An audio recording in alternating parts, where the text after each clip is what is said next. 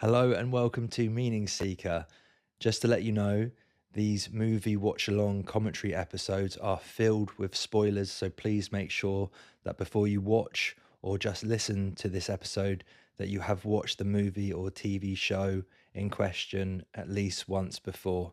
I'm a trained actor and a writer, but the reason I'm saying that, none of my Meaning Seeker podcast episodes are scripted at all. I'm improvising. I'm just saying what I see beyond the surface, what I really feel, etc. Originally, I did have a second image in the bottom corner for those watching Meaning Seeker, so you could see me watching the movie. But now you're going to have to go by sound because YouTube keeps blocking my videos, or was, but it's okay now.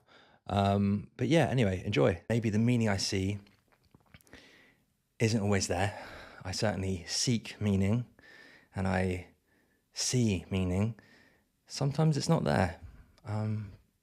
But I think it sort of is, whether or not the writer intended to put it there. But I'm assuming you probably are like me. Or if not, then at the very least, you love the movies, films, TV shows, or books and topics that I'm likely to explore in this channel. Meaning Seeker is on all of the podcast mediums. Please comment below if you agree or disagree with any of the meaning I see in any episode. Doesn't have to just be these watch along / commentary episodes. At the moment, I'm aiming to do one video a month, if it's possible, to respond to perhaps meaning you see that I've missed or why you don't agree with me. Let's get on with the legend of Vance. Now, for the time being, the way I'm going to try and help the video of the movie, TV show, whatever, be at the same, be playing at the same time for me as it is for you, I will start with a countdown. 3, 2, 1, go. At the beginning of the G sound of go, I will do my best to press play. So let's go for that. 3, 2, 1, go. Okay, we are off to a flying start with the legend of Vance.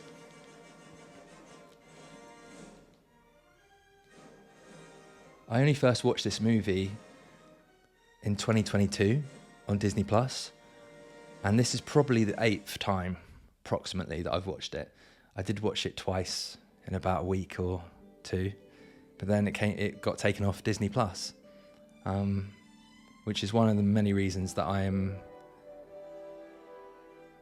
still going to buy movies digitally, obviously, but I'm going to make sure that I've got all my favourite films, TV shows, etc. on disc, because I'm very pro physical media, and I do have most of them. The Legend of Vance is only one of 3 or 4 that I don't own physically. Yeah. Okay, so it's starting. We see the number 31. I don't know if that's relevant. And number 1 on the club. And we begin the story. Obviously, I'm hoping you've watched this movie at least once. And that's the same for any Meaning Seeker episode, because these podcasts are spoiler-ridden, let's say, put it that way. So yeah, if you haven't watched it at least once, I would encourage you to watch it once on your own and come back. Okay, so this is our narrator. It's an elderly gentleman, and he clearly enjoys or loves playing golf on his own, walking in beautiful surroundings. But as you can see, he spends more time in the trees than the squirrels. Okay.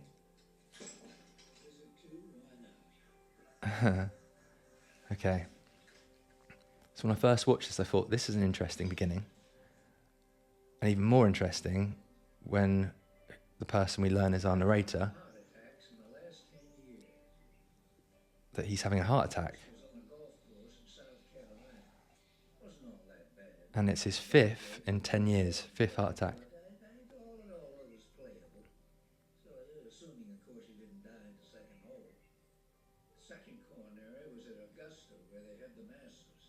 Went down right in the first fairway. It's a good thing, too, because those greens probably would have been the end of me anyway. I love that he's got a smile on his face. Asked me before she passed on, why do I play a game that seems destined to kill me? His wife wants, there's a fair question from his wife. Why play a game that seems When I was just a young destined or trying to Savannah, kill you? Okay, so now we're going back to just before the Great Depression in Savannah, Georgia, and we learn in a second that our narrator is a young boy at that time, and he's at his job during the scene, and he's practicing his putting with a walking stick and a tin cup. Tin cup? A metal cup, I'm not sure what that is, but it's a Now, when I was growing up, every town had its heroes, and ours was Ranulph Jr., Ranulph Jr. athlete who was a born winner. Now I wanted to be just like him. And that's how it should be with the hero archetype, right? There should be an admirable hero, a real hero. Or I don't believe people can be heroes, but if we work hard enough, we can become worthy of a connection with the hero archetype. But the hero archetype, I think, is beyond mortal, beyond the mortal coil.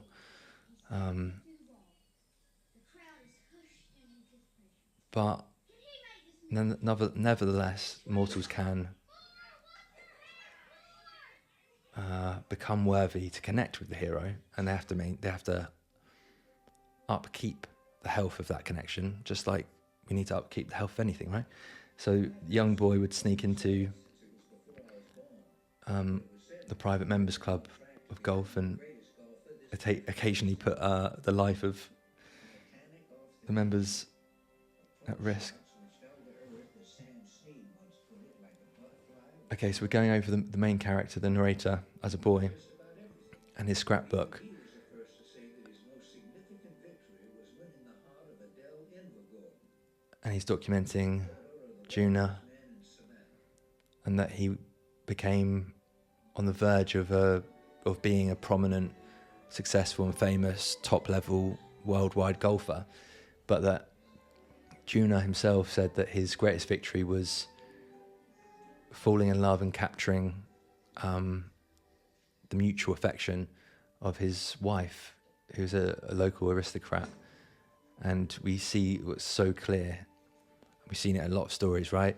That their love, their attraction, everything is equal. And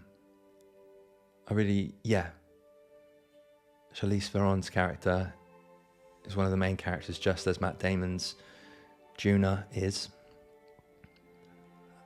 And life is amazing at this point. He's got everything he could ever want, and he's a great role model to the young boy who's our narrator as an old man. But then the First World War hits. It was a patriotic call to arms to fight the war to end all wars. Juna and everyone else in town believed it was his destiny to lead the young men of Savannah into battle. The problem with destiny as well, I'd say, in general, It was to be his crowning Juna glory. believed it would be his crowning glory.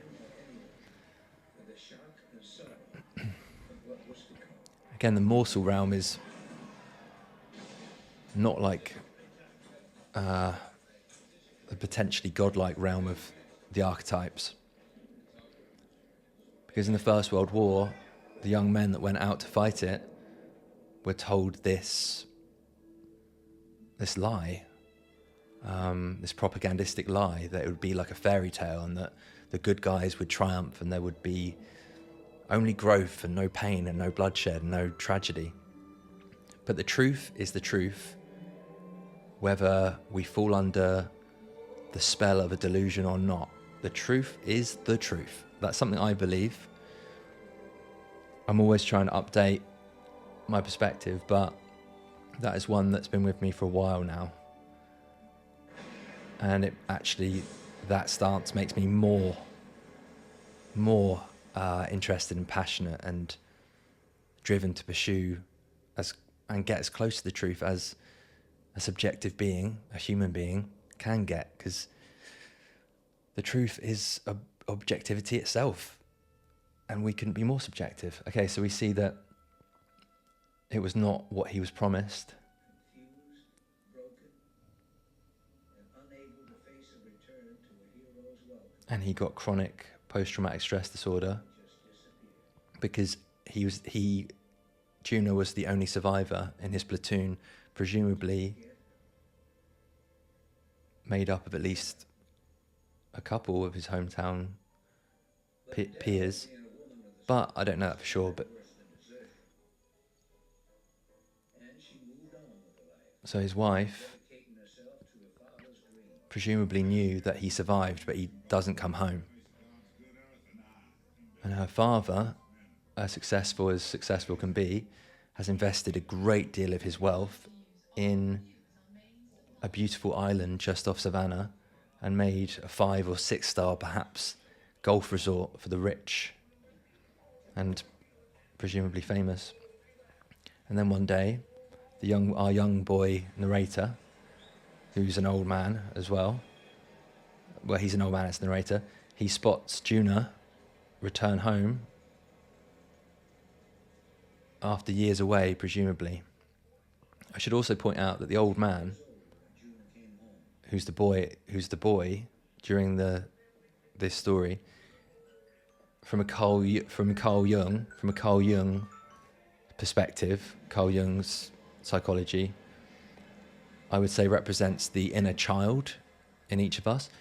The young boy and the old man is still an old man and a young boy in the story. But at the same time, I see that the young boy and the old man represent the inner child within each of us. And also Juna's wife, estranged wife, at the current point, also represents Juna's anima, or the feminine side of Juna, just like a man in a film would often represent the prominent female main character's animus, her inner male, and thereby the young boy, old man narrator, not just being his own character, he's also the inner child of both. Okay, so now the Great Depression is hit just before or just as this top level expensive resort, which Charlize Theron's character has invested most of his wealth, most of his money in, has opened, and no one's turned up. Presumably most of their potential customers can't afford to go there now. But then, just like the shell shock, quote unquote, now referred to as post-traumatic stress, I'd imagine most people were going through some level or some form of their own unique post-traumatic stress when the Great Depression hit. Okay, and then we see Charlize Theron's father commit suicide because he believes he'll lose all of his money from the investment in the island golf resort. And then we see our boy narrator and his family,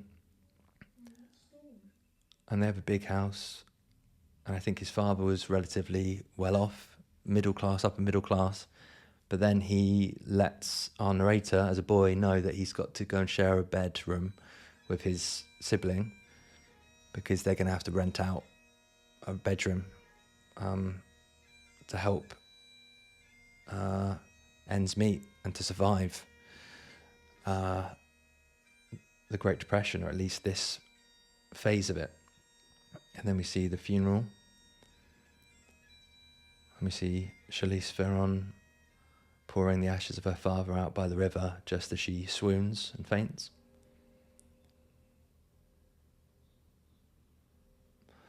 I really love that everything goes wrong very early in this story. Just I'd like it to get to that quicker. Not always, but...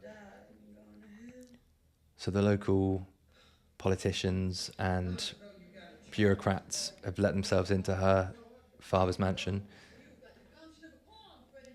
And basically Just to remind you, they are trying to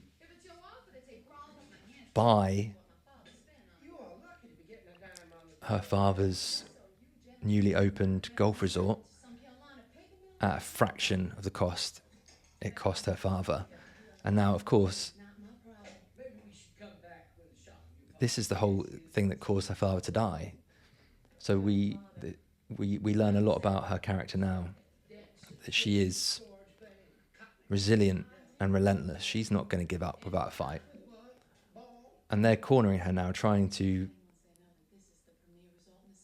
fill her with fear that she is ruined. She has no chance of not being ruined. How exactly do you intend to accomplish that? So the Great Depression is a time of great despair, obviously, and they're trying to capitalize on that. They're trying to make it great for them. And they're cornering her, and then she has to think fast. I'm going to have the greatest exhibition match ever held on the greatest golf course ever built. Bobby Jones. We'll be playing Walter Hagen. All right, hey. Well, the grand prize is $10,000. Okay, so you could say she's bluffing right now. But at the same time, you already know she believes in herself, and this is the plan she's going to try and make happen. And she clearly believes in herself.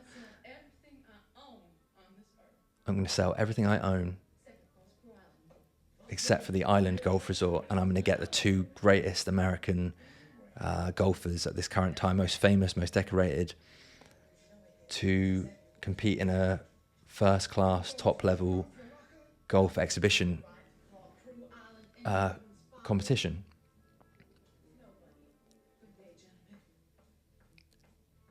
And the motivation she'll give those two famous golfers is the carrot, the motivation of, I think it's a $10,000 prize.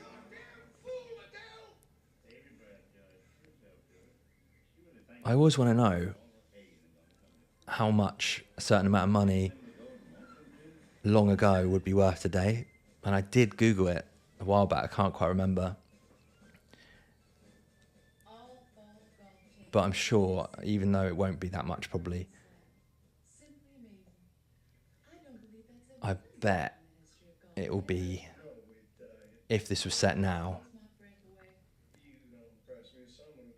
it would be millions of dollars.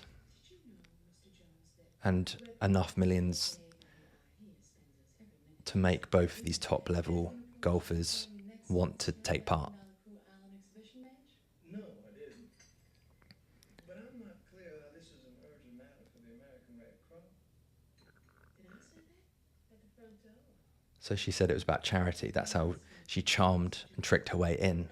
See, she's got the trickster in her. I've come here today to see because And we saw that our narrator does too as a young boy when he'd sneak into the golf course. see you as a young guard, brave, valiant, She's trying to appeal to this golfer's ego, comparing him to a young god. I would say the greatest golfer in the world today were it not for that unfortunate But I think what gets through to him is how he can inspire others by taking part. You say he's been invited to play at Crew Island next month? But obviously, he also is tempted because she's told him his rival has already said yes, and he hasn't because she goes to visit him next. But it's very clever, obviously. One minute. I wonder if you might excuse us for just a couple of minutes, Aunt May? And this chap, as you can guess, is a bit of a womanizer, to put it mildly. A charming woman, Mr. Hagen. Although she gave me quite a fright for a moment, there was so much weight distributed in front, I'd have sworn she tumbled right back to the floor before she ever got to her knees. I do admire a man with your vitality. The South is in such an unfortunate place these days, and Savannah most of all. The memories of our disastrous defeat in the war between the states still linger, and with them the defeated, uncertain men who return lacking the vigor we women only associate with your agenda. And now, sadly, here's Savannah teeming with the most attractive young women, and nobody, absolutely nobody to satisfy them. Except for perhaps Bobby Jones, who will be playing in our Crew Island tournament. Pardon me. I always love this sort of scene and there's so many different examples in movies, obviously, where someone will not give in to despair. They will not give up, and they have to use their cunning, use their charm, use their knowledge of whatever character's ego or weakness, or what they know, what that character knows can speak to them and make them want to do what the character wants them to do. But it's a great example of resilience, anyway. Okay, so the local politician is trying to turn Savannah against the idea of this first-class exhibition because it's during the Depression. But of course, it's manipulation. They're trying to do that because they think the long-term outcome is that it will make them money, because she'll be forced to cancel the competition and sell the island for pittance, for a fraction of what it's worth. But clearly, the local people do want the competition, but they want a hero and a local hero that they can get behind to also be part of it. And the politician sees an opportunity and instantly suggests a name, a famous golfer. Silence, crickets. He's 80 years old.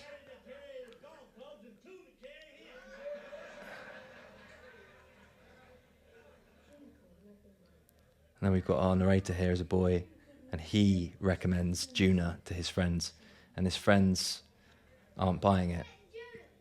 We've got a brave young boy here, strong with the fool archetype, but the fool archetype is always the precursor to the hero. So the boy is just reminding them all true things about Juna. It was a while ago, but he's still a young man. And it sounds like they're interested.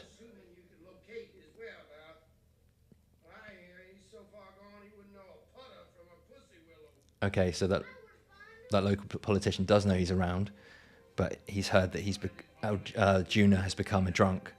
And the young boy says, I know where he is. And then his father stops him. And then his father thinks better of it, says, okay, go and talk to him. Go and ask him if he will join this competition. I don't know where I got the courage, he said, when he was a young boy. But I think it's because Juna was connected with the positive archetype of the hero before he went to war. And it inspired this young boy. And that's the way it should be with children. They should have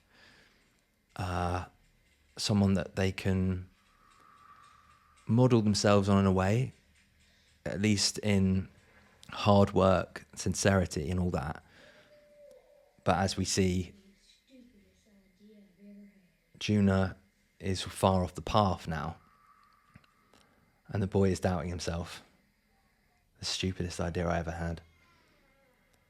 But again, he really is a local young boy whose father used to be good friends with Juna. But he's also the inner child. He's that part of you, part of me, part of all of us, who says, I don't think it's too late. I think we can still do this. And I think there's an opportunity for us to rise again and have another go. It's not too late. So I just remembered I forgot to take my medication.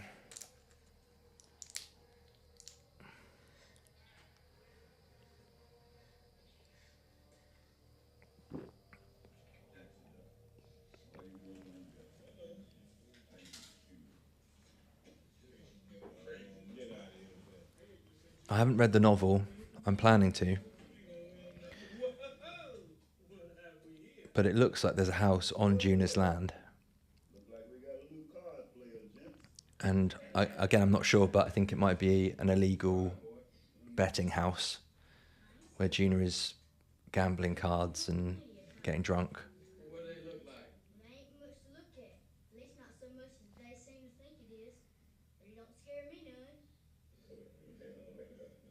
Gentlemen, we may be looking at the only male in Chatham County who isn't completely full of shit.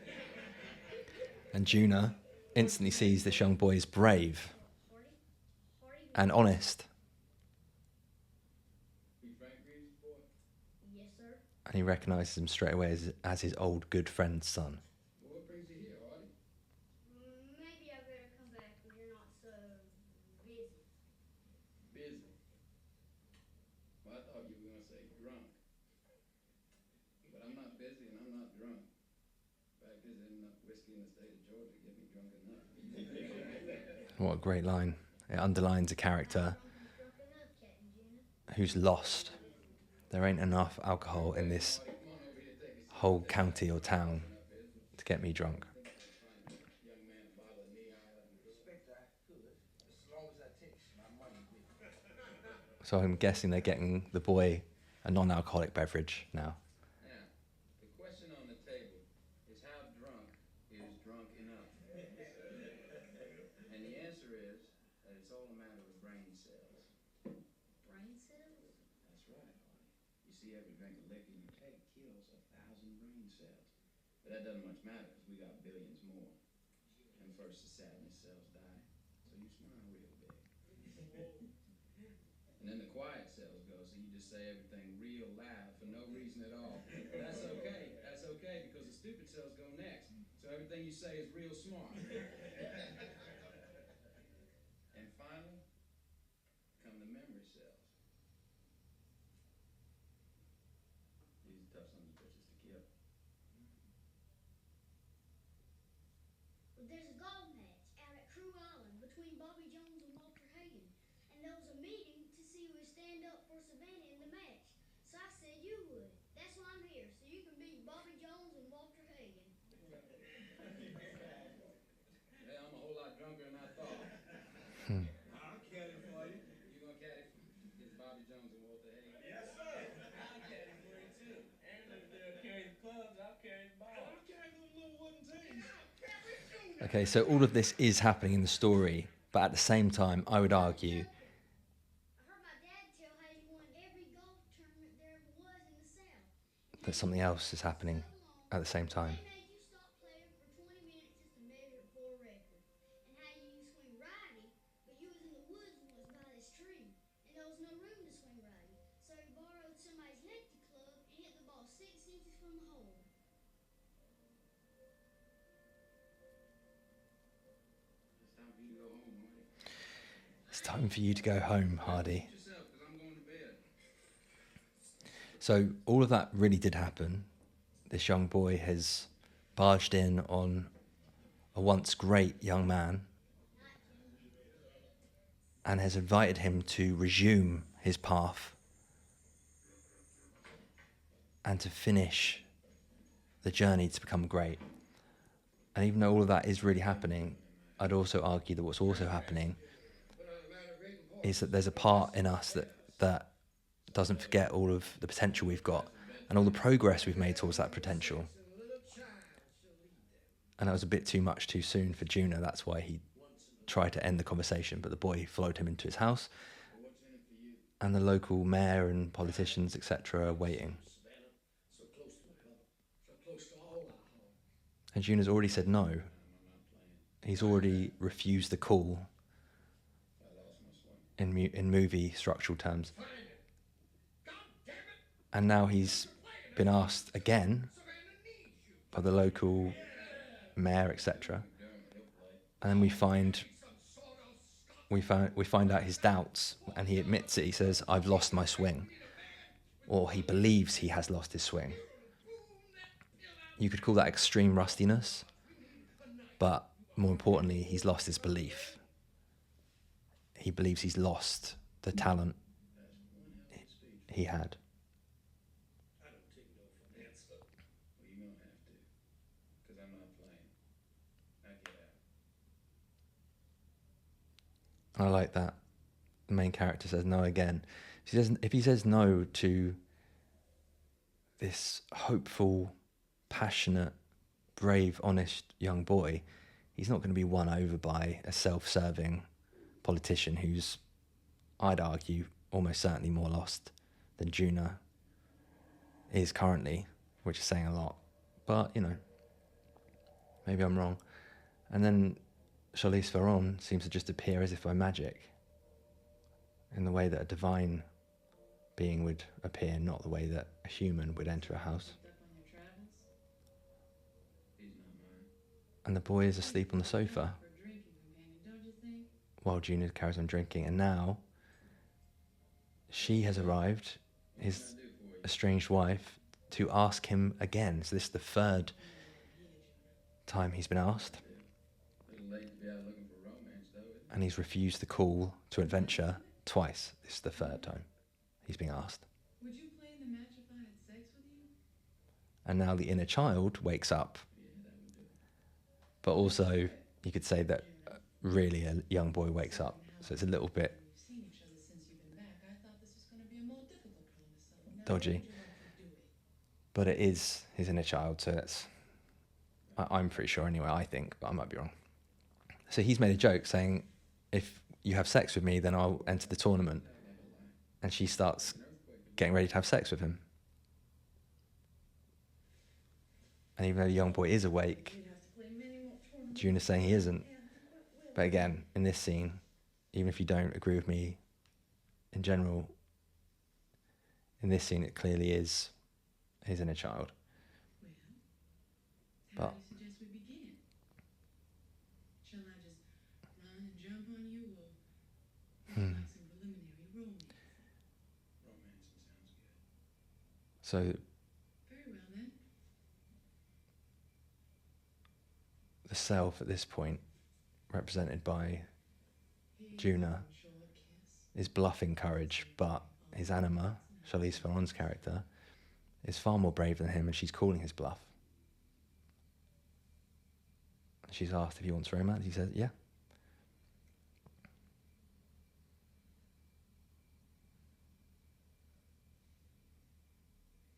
They begin kissing.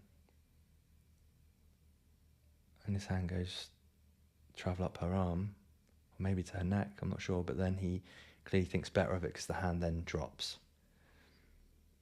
We see the first signs that he does want to return to who he was becoming, who he's meant to be, but he's not ready yet. I haven't given the impression that I'm crying over us, Joe. Because I'm not. But she is crying, but she's saying that she's not crying for the reason he thinks. I'm crying over Savannah. And she says she's crying over Savannah, not over their broken And the pain of her people. relationship. I'm crying over the pain of the people. I am. I truly am. So her argument is Who'd you take your clothes off for? Chattanooga? she's doing what she's doing because she wants to inspire Savannah to not give up hope, to rise again. This certainly has been a colossal waste of time. And then he responds, what, I didn't ask you to come here. are you saying you've taken your knickers off because you're trying to be so brave, heroic and noble? And she's offended by that and she puts her clothes back on. Fair enough. For yourself, a little golf might just do you some good. But she's right. Lost my swing, Adele. She says he's being pathetic, and then he admits again, I've lost my swing.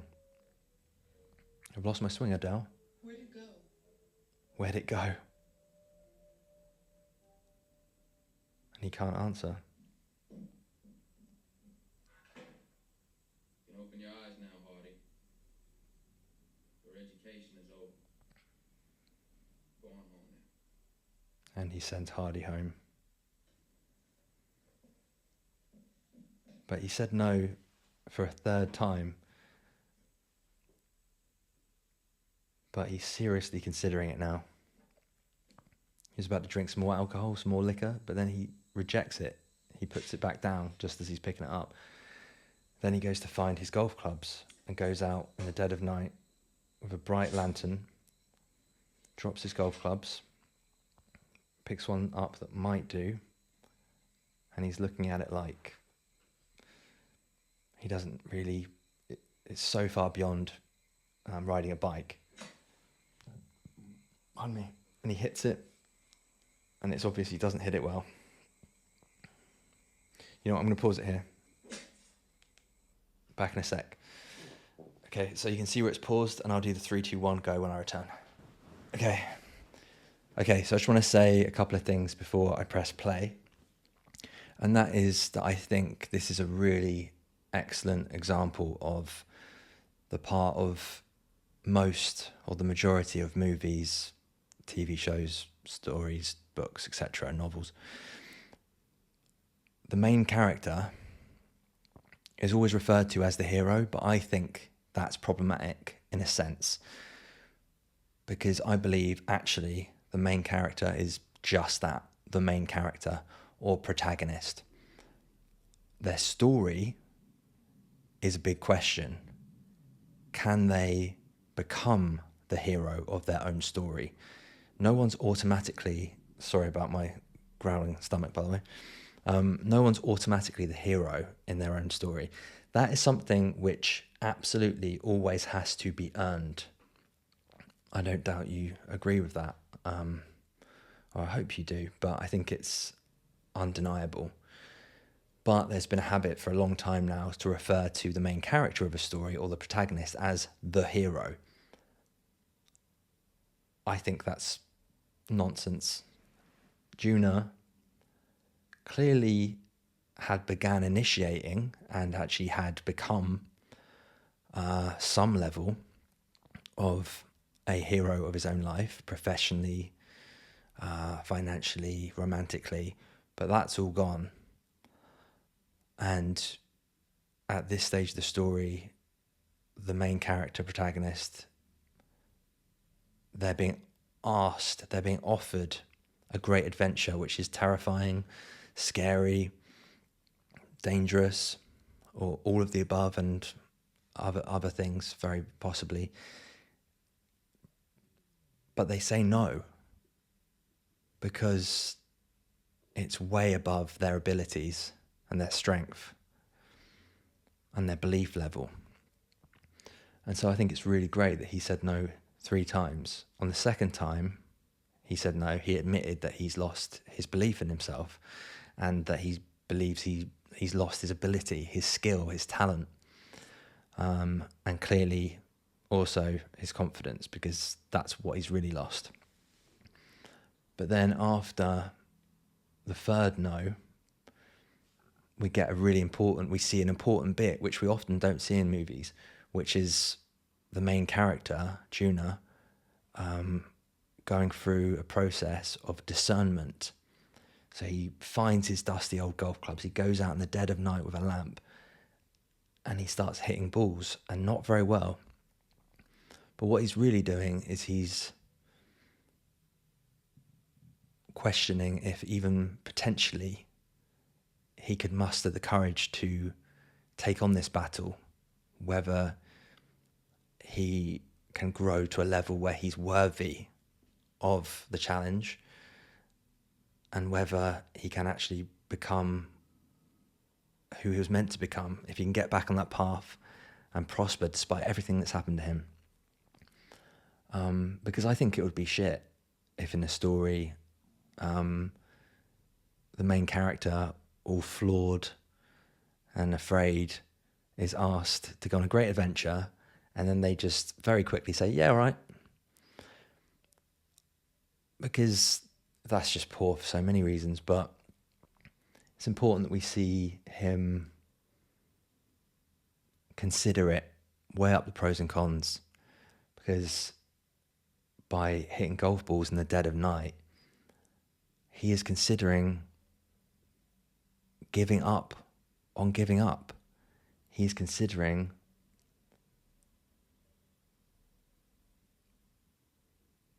letting hope, belief, drive, courage, resilience and relentlessness, like his estranged wife clearly has. He's basically considering getting on the path where he can potentially fulfill his potential, his fullest positive potential, basically. Okay, let's get back to it. Okay, so whether you're listening on podcast mediums or watching, I'm about to do my 3, 2, 1, go. And at the very beginning of the G sound, I will press play. I hope you don't have to pause it again or do some jiggery pokery and get to the same point as me. But I hope you do, because I want us to be at the same point. Okay, let's go for it.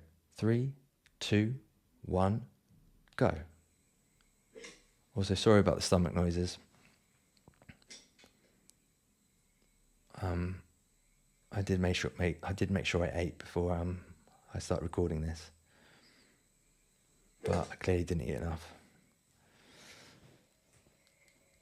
But if it keeps happening, I'll move the microphone away a bit. Okay, so a mysterious character has walked out the darkness of Juna's land.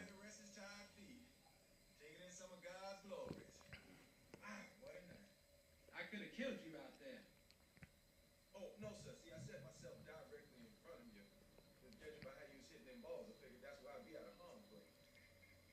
Excuse me, sir. So Juna says, I could have killed you. And Bag of Vance, You want some food or something? played by Will Smith, Into the house, huh? they said, no, you couldn't have done. I walked directly in your path. The way you're hitting them terribly, Man's grip on his club, just like a man's grip on his world. you're never going to hit me. Is there something you want? A man's grip on his club is like the grip on his world. Well, there's a big match coming up. Mr. Jones, Mr. Hagan. Fella gonna be needing a caddy.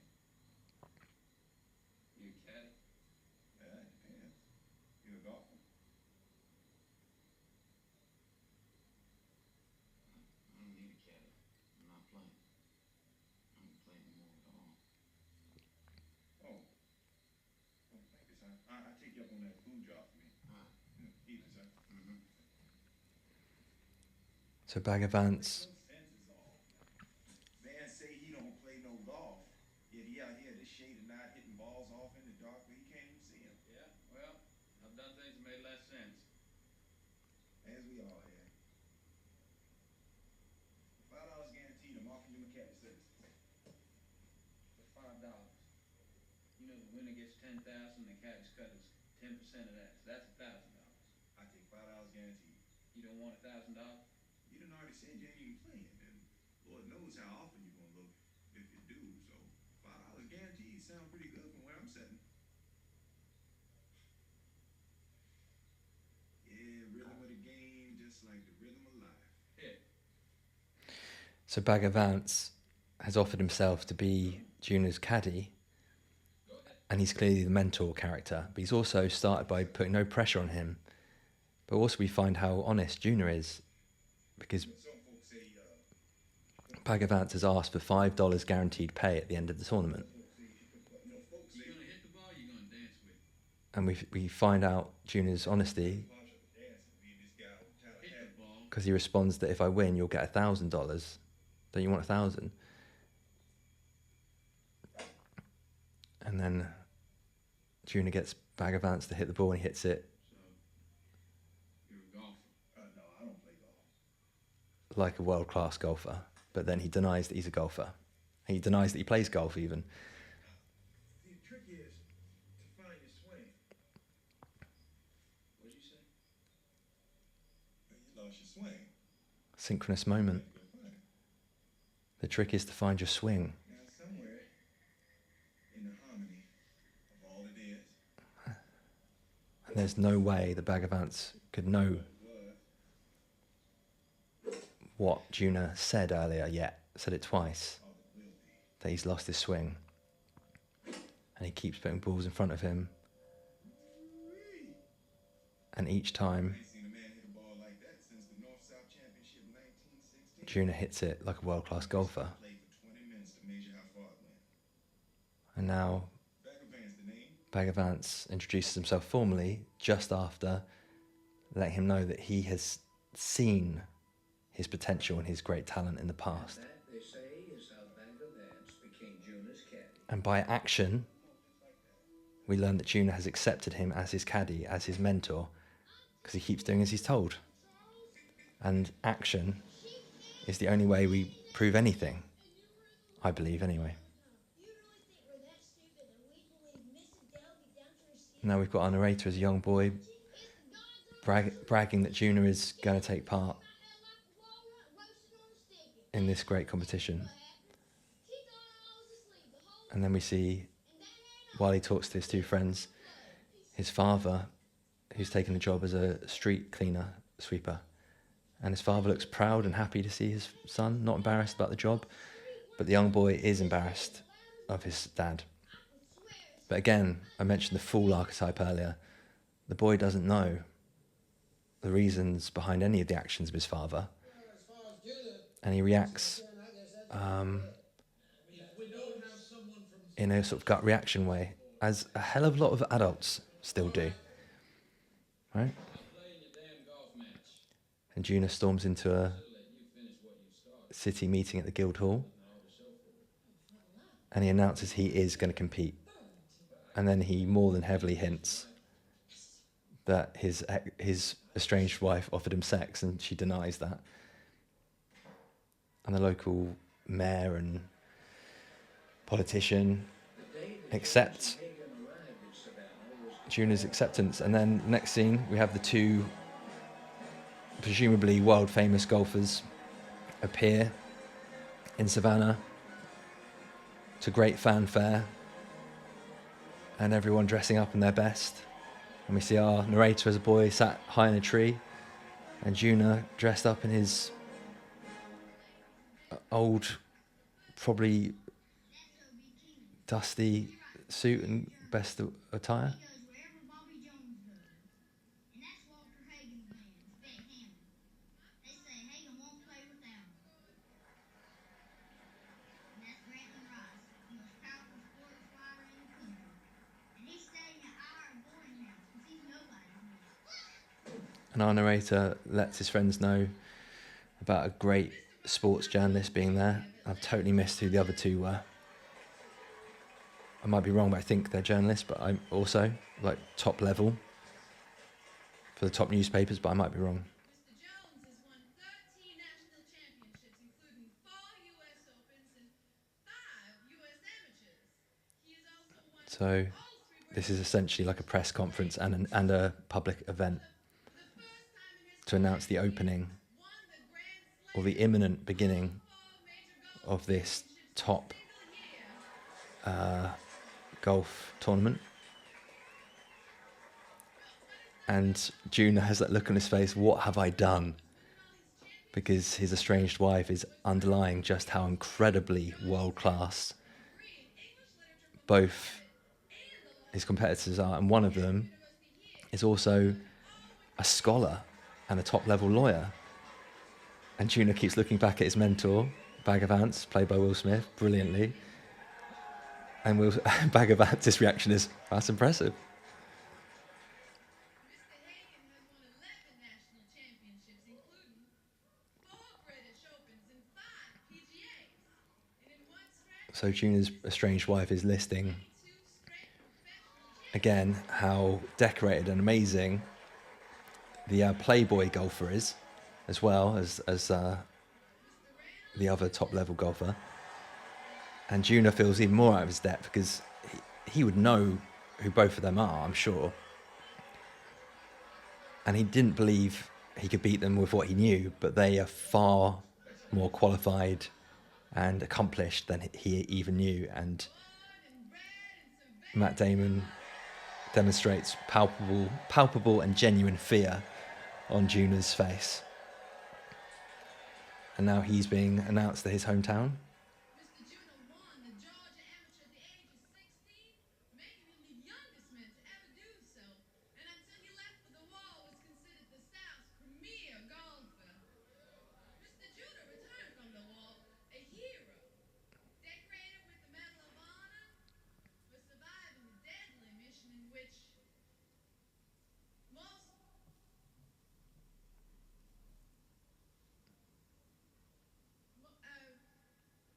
the rest of his company were tragically defeated. Well, that makes you think twice about stepping on his ball, doesn't it, Bobby? So we learn that Juna won the Medal of Honor for heroics, but also his estranged wife shows empathy when she looks at Juna, her estranged husband, as she has to announce, even though she doesn't want to, but clearly she's very honest, that all his platoon died apart from him. And then the Playboy golfer jokes that it makes, where he speaks to the other top-level golfer, It makes you think twice about stepping on his ball. Surely some storm a brewing. And it's really sunny and there's a clear sky. And I love that Where you off to? Bag of Ants says there's a storm brewing. Expect me to stay around here? And we see Juna go back on his acceptance to the Bro, you was even there at all today. call to adventure. You heard it now. So in a way, even though he said yes after saying no 3 times, this is him saying no for a 4th time.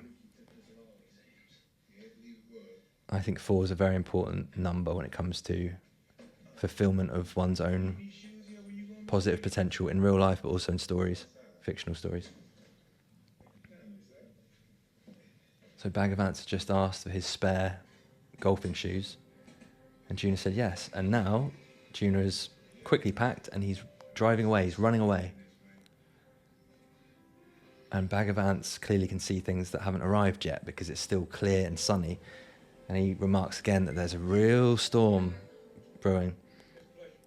And now one of, I think, the top journalist, the top sports journalist is going to stay in the spare room at our young narrator's house, which his father has made into a boarding bed and breakfast, which presumably he helps run along with his wife. And then we find out that this top famous journalist, sports journalist, has actually come to see Juna play. That's the one golfer out of the 3 who he's most interested in, because just like our narrator, he's seen the amazing potential of this golfer. So, okay, now Juna is running away, and all the local people who see him driving are showing him how much he's already inspired them and how much they're behind him and how happy they are that he's back and he hasn't given up, or rather that he's given up, and he's trying to drive away or turn a corner, but then he gets mobbed and he can't even drive the car. Damn, he says, because he knows now if he changes his mind, he's going to break their souls, break their belief that he's only just begun reawakening. And then a storm quickly rolls in. The Bag of Ants said was rolling in, and there was no sign before. I'll just touch on briefly here that it's subtle, but Bag of Ants is a man. But I think, and I know enough about the Bhagavad Gita, but I need to reread it. I really can't remember loads, only the bare minimum, but I'm pretty sure that Bag of Ants is a man, but he's also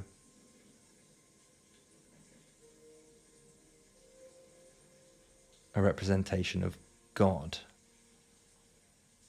but probably more like an archetypal persona of God.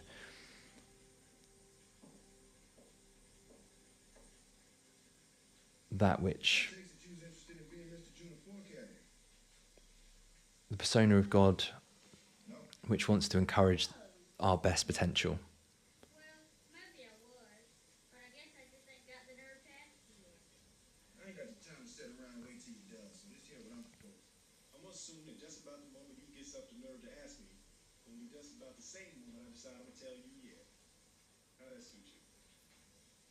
That suits me just fine. So our young narrator is hiding behind a tree, trying to build up the courage to ask Bag of Ants if he can carry the golf clubs, Started on Mr. Junior's shoes, you through with that, we got us some majoring as well. and I guess be like the second caddy, the caddy's assistant. I don't know what the actual term is.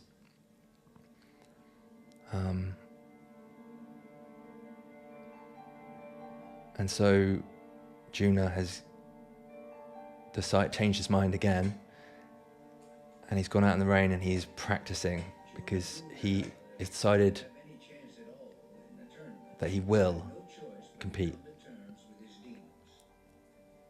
We will have to come to terms with our demons sooner or later, but The question that only if we Junior decide to, was which right? demon was given him the most aggravation. Bag of Ants or Miss Adele Lindbergh? And Bag of Ants and our young narrator are waiting to get properly started with Juna, and Juna has gone to the opening ball, presumably to open the event the night before the tournament begins, I'm guessing. And Juna is having a drink. But you get the impression, or I do, that it's not that he has gone back to drinking all the time, it's just he's really nervous. But he seems fine, so I would assume that he has been brave to get tidied up and go, but he just needs a drink to quell his nerves a little bit, just one. And now his estranged wife asked to have a dance with him, and all the local press and photographers are there for the local newspapers, presumably national newspapers too. Just pretend there's music. Keep going, keep going. Look right over here. That's a lot of what the press is interested in, right? Give me a smile. The music has stopped, but they want to tell the story that they were dancing to music. That the host and the owner of this fabulous island golf resort, presumably she's had a photo with the other two competitors. Okay, and now we see the mentor, Vance, mentoring our young and old narrator. Top golfers always try to get a leg up in the competition by having the men they trusted most sneak onto the course at night and do their own measurements. So Bagger and I walked the course that night, measuring away. Bagger never wrote down a number. He filed it all in his head. Is this a bad thing to do, though? Isn't this just doing your research and your due diligence and really getting prepared? I mean, I guess you could argue if you're two caddies, let's say, sneak into a golf course and do measurements and do some practice putting in order to advise their golfer. But if they all do it, if all of the golfers' caddies do it, then it's fair. But then it's hard work and preparation. I never thought about that either. Bagger's underlining that the grass points towards the sun. And so the ground is literally moving underneath the feet of the competitors, and they need to be aware of the nature of the terrain of which they're operating on. Do you think Bagger can win if he finds his authentic swing? Bagger answers our young narrator. Now he's getting the young lad to do practice putts. Inside each and every one of us is our one true authentic swing.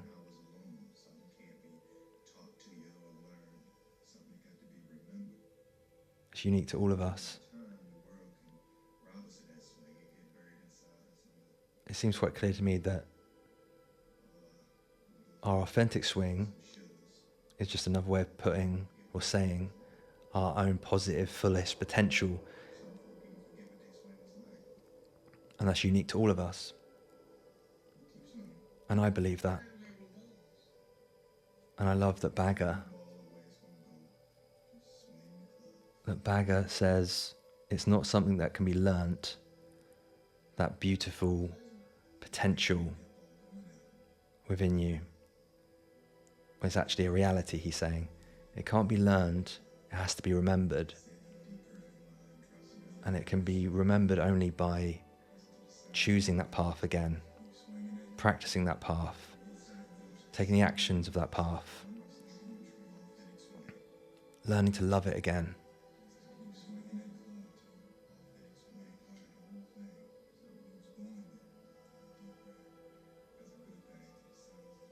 This gives me shivers. The last time I watched this was one of the many bits of the film that made me cry. Will Smith's incredible in this film.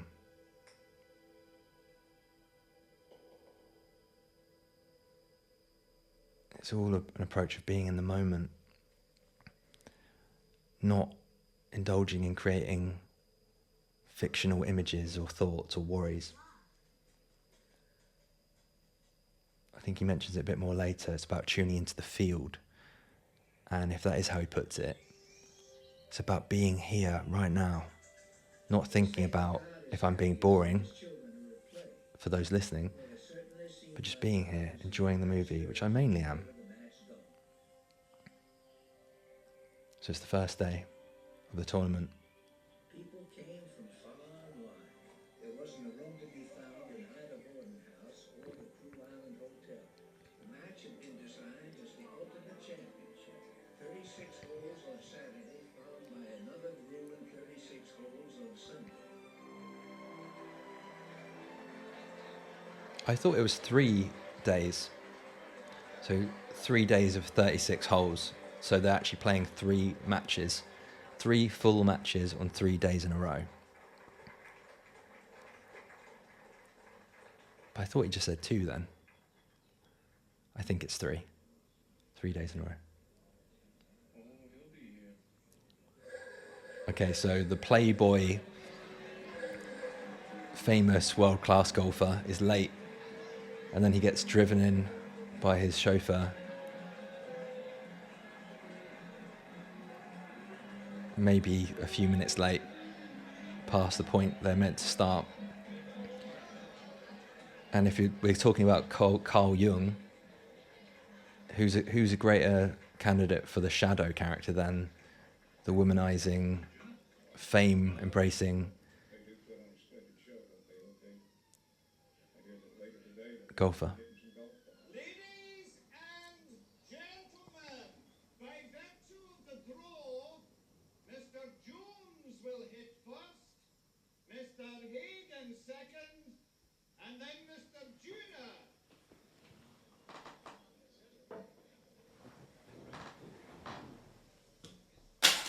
Sorry. Apologies for that noise.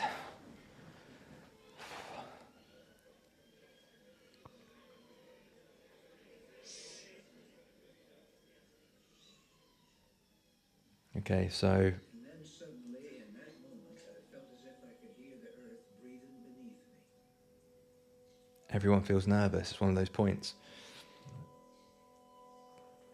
It's very easy to be in the moment then, when you're where you want to be and you're excited, but most of all, when you care.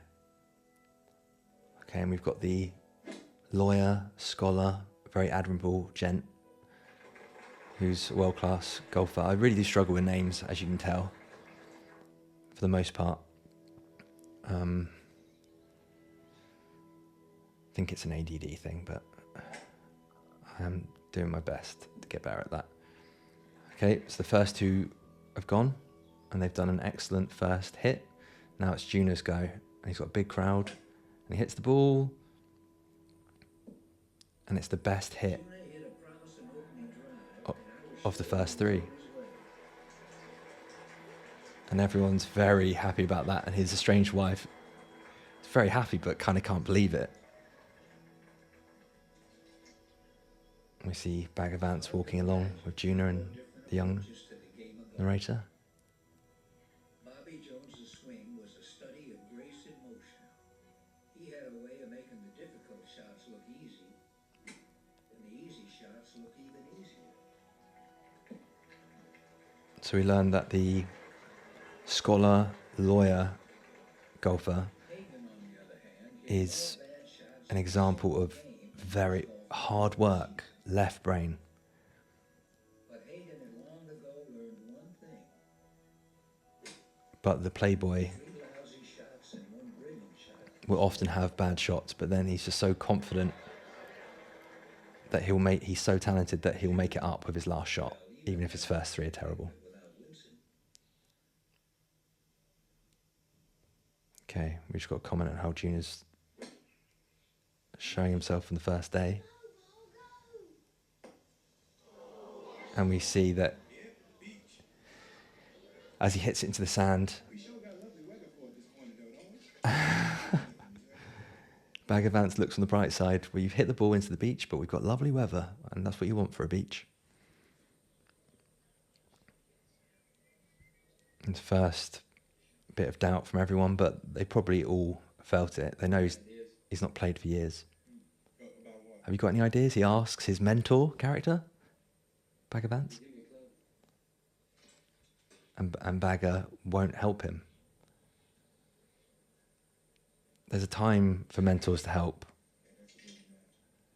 and there's a time for them to let their mentee decide for themselves and be on their own. Has to be balanced out.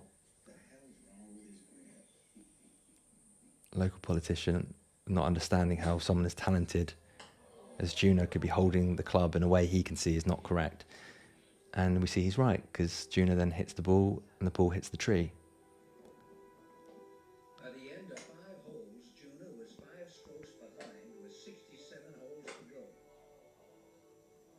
And things would have been a lot worse if it weren't for Juno's shot on the 6th. So he got 5 shots behind them after 5 holes. But then on the 6th hole, when he hits the ball from the beach again, It was a birdie, 1 stroke under par for the hole. he was fortunate because the ball hits the flag and then he ends up getting a birdie. Good news, Mr. June.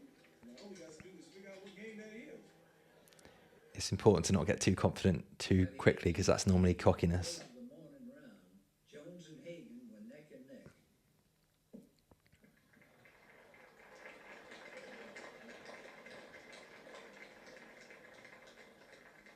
And as for Juno, This is becoming embarrassing.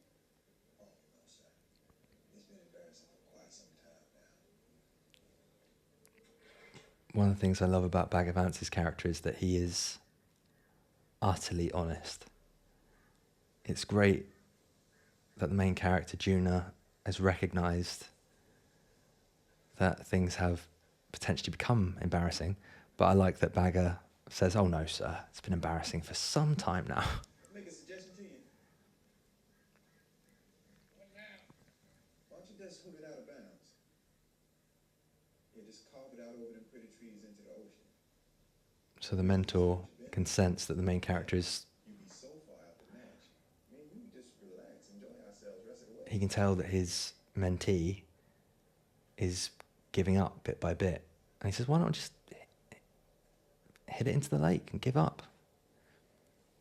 And that lights a fire within Juna. Put yourself out your misery. He doesn't understand this coaching approach by his caddy. And he shakes his head in bemusement. And he looks at where he's trying to hit the ball, then he looks at the giving up option, just hoofing it into the lake. And then he looks there again.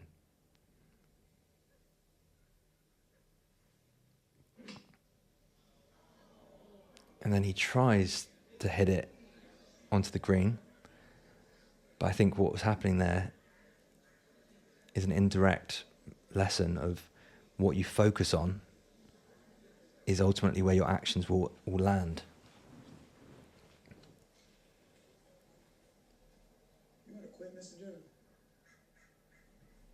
You can just go ahead and creep off somewhere. I'll tell folk you took sick.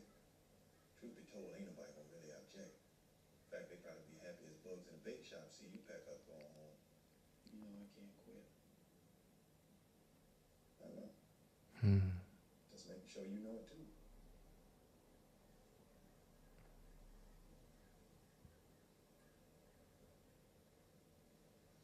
I think Bagger, as the mentor, is trying to say, if you're going to fight, don't phone it in. Don't just suffer. Fight. And he's indirectly helping him realise that he doesn't want to quit. And then he gives it some fight. But you can only fight in a positive, earnest, sincere way, one moment at a time, right? I want an explanation. It better be a good one. What in God's green earth are you telling him? So I'll sure be most appreciative if we talk about this a bit later. Right now, I'm getting to from Mr. Junior. Well, you have done a hell of a job so far. Let me talk to you. Mr. Vance, I think what the judge is trying to determine here is what exactly your strategy is for helping poor Mr. Junior find his game, because to the untrained observer, it appears you know as much about being a caddy as I do about driving a locomotive. Oh, y'all want to know my strategy?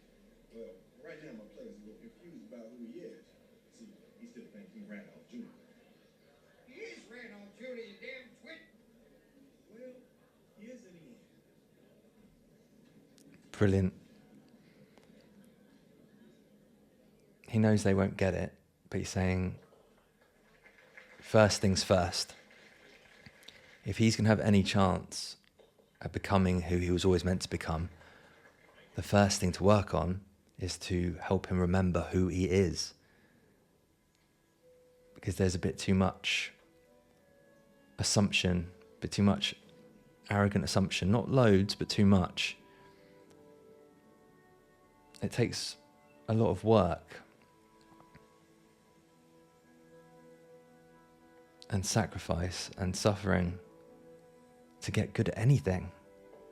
And if you've been gone a long time, especially if you do your job or follow your path with a lot of pressure and it's a performative thing,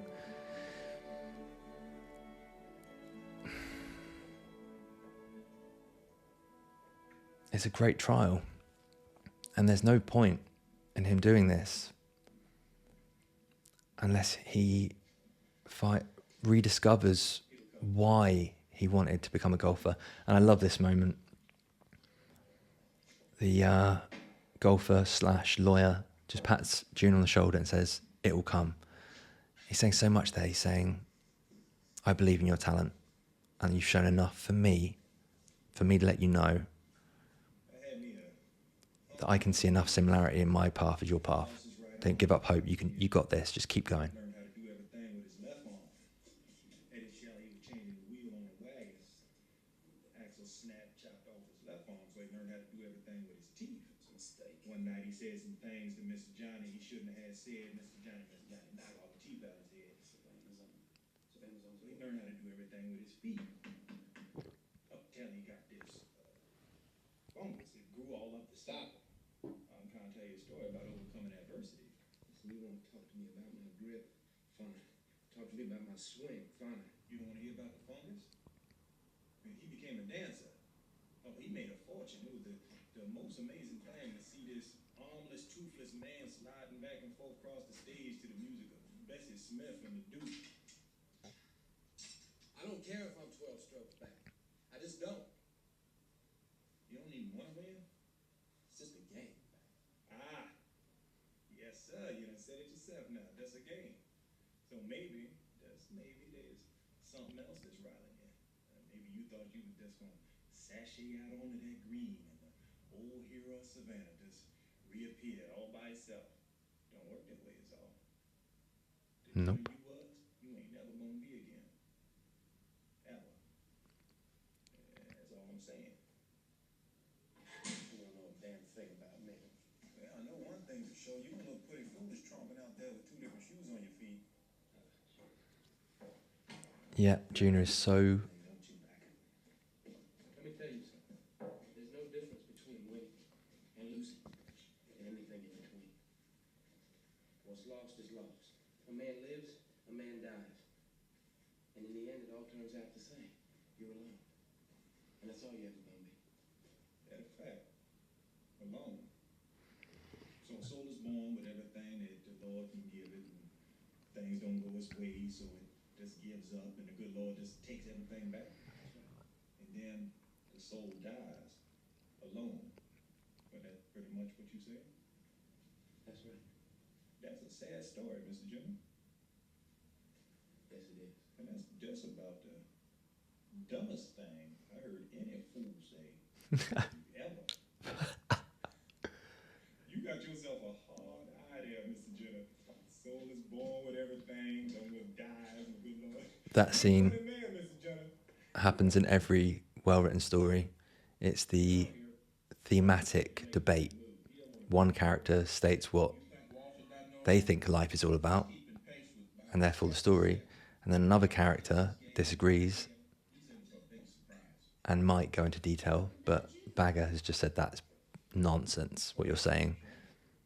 But there's still 3 rounds to go, and that's 54 holes.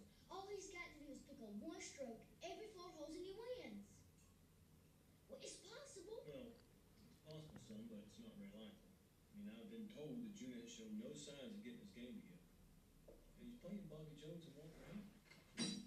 What do you know? You can't even get yourself a decent job. Marty, So again, the fool archetype in the young boy narrator, and he is frustrated with his dad's realism that statistically, even though there's only one day gone, Juna has to catch up and he's 12 strokes behind. Something you wanted to tell me? And the fool archetype doesn't want to hear that. The fool wants to believe victory can happen no matter what, or no matter how things are going. There is a purpose to this visit, and that's to apologize. And now Juna's But I'm not a naturally apologetic woman, so it takes me a little longer to get my thoughts in order. estranged wife is I want to see visiting him, the trap that had gotten you into this golf match. trying to inspire him. It seemed that what I did was ill-intentioned because it was not. What exactly are you apologizing for? For publicly humiliating you? Well, that'd be a good thing to apologize for. However, I think that basically what I'm trying to say is that I'm sorry. But it's not my fault. You're the one to blame. That's one hell of an apology, Adele. I'd stop the tournament in a flash if I could. I truly, truly would. Because I know it's just gonna get worse. And the way you're playing, you're simply destroying any chance Jones and Hagan have of playing well. And your supporters, who are every man, woman, and child in Savannah, are so demoralized that they can barely hold down their lunches.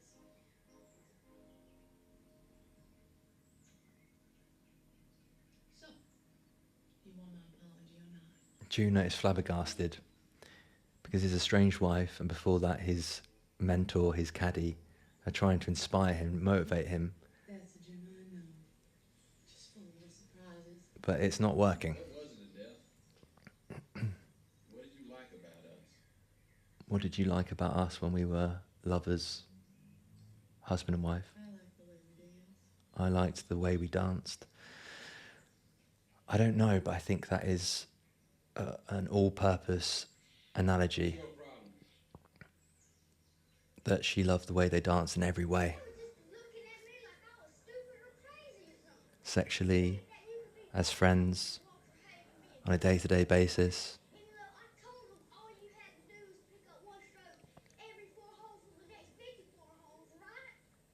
Yeah, right. And who do you think was telling me what a hopeless case you was the most? And now the fool archetype, the inner child, is trying to motivate He's right. the self. He was a good friend of mine. And that's interesting. Because he's being honest, saying, they don't believe in you, but I do. In the middle of Savannah. And my dad said he used to be Everybody could see him. your best friend. Her friend. And everybody. You feeling And sorry for yourself? we see a bit of belief coming back from Juna when he says he's right. He told the truth.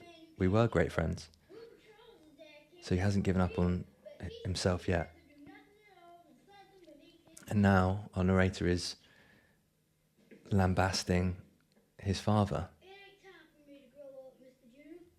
Your daddy's out sweeping the streets because he took every last dime he had and used it to pay up every man and woman he owed and every business who worked for him instead of declaring bankruptcy like everyone else in town, including your best friend, Wilbur Charles's dad, Raymond, which is why he's able to sit around all day long in his dignity.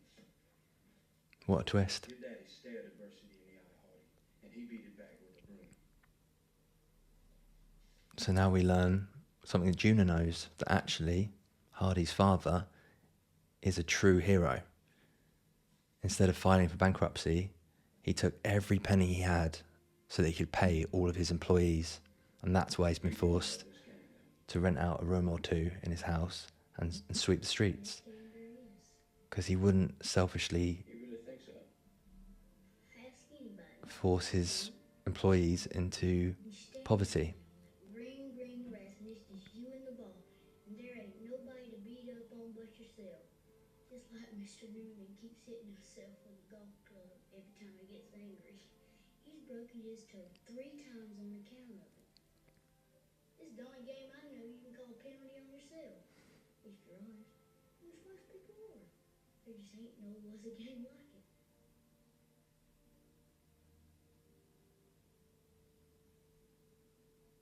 We better get going. So in the same dressing room, Bagger Vance was trying to teach or tell Juna about adversity, but it fell on deaf ears. But then unintentionally, the inner child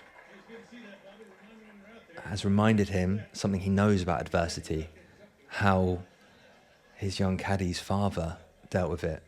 He covered himself in glory and he didn't tell anyone about it. He just did all he could to save and support his employers and everyone he owed money to, I think. The greatest game there will ever be. Just you and the ball. All by your lonesome.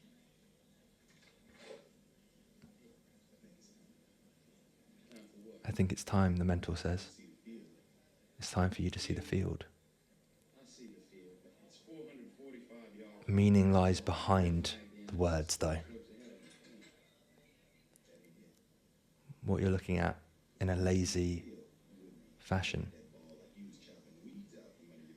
is not the field.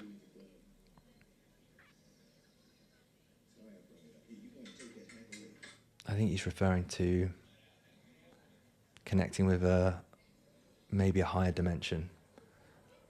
Or you could put it as a positive frame of mind that children, it comes quite easy to. They're just in the moment. They can enjoy and play and not think. What's the field? Junior asks. Learn by example. So he's saying before you can connect to the field, you have to see someone who has become a master, who has learned how to do it, and watch him. And he's gone from just having a conversation, and then his focus narrows. And I've seen this before with people, mainly actors probably. He's getting into performance mode, but he's also warming his body up. He's reconnecting with the muscle memory that connects his mind with why he loves what he does. He loves the game. He loves becoming proficient at this sport, this game.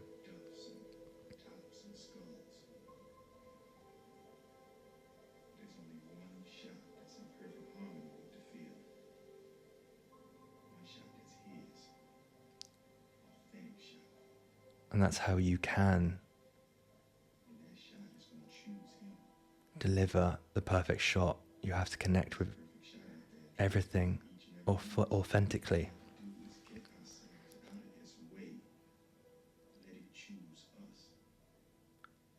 Because he just wants to love what he does. And he works on it enough, but it's not work to him. And it's connecting with the inner child. He's just in the moment.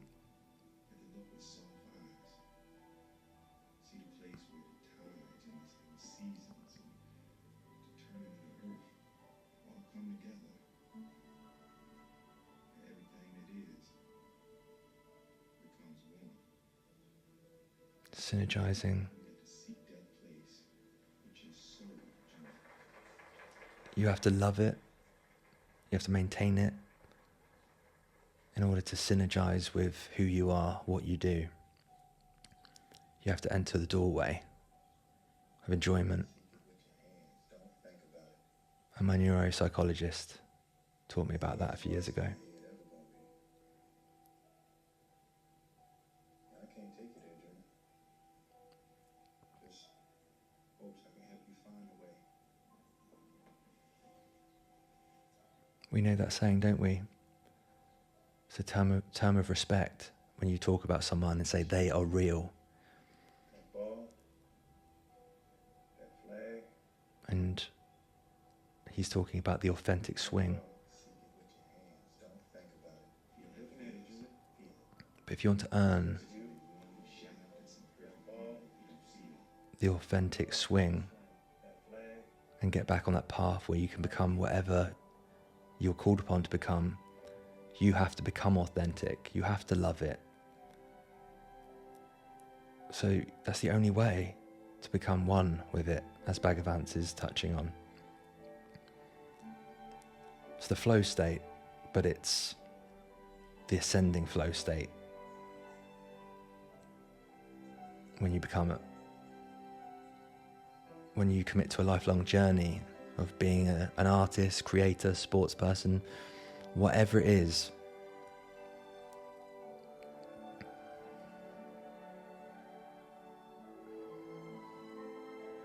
there's only one way, the right way.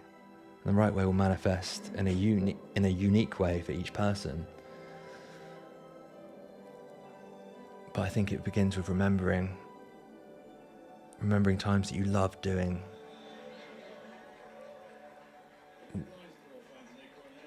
When you remember what you love doing about that path that you tell yourself you want to be on, or that you need to be on.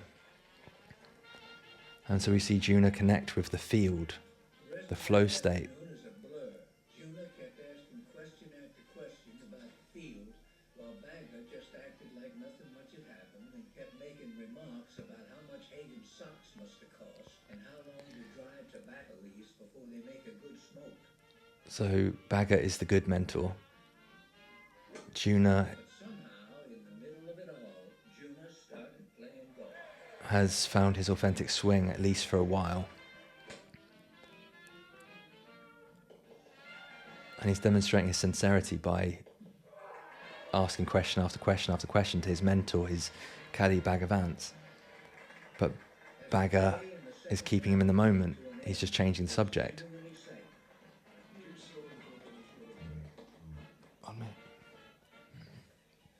So now Juna has caught up 4 strokes. He's caught up 4 strokes on them. And the crowd have been loving him today. So now we have potentially the shadow character, probably the playboy golfer, joins him at the bar, Juna. That's a big part of the art of anything, the entertainment value. But it's far from all of it.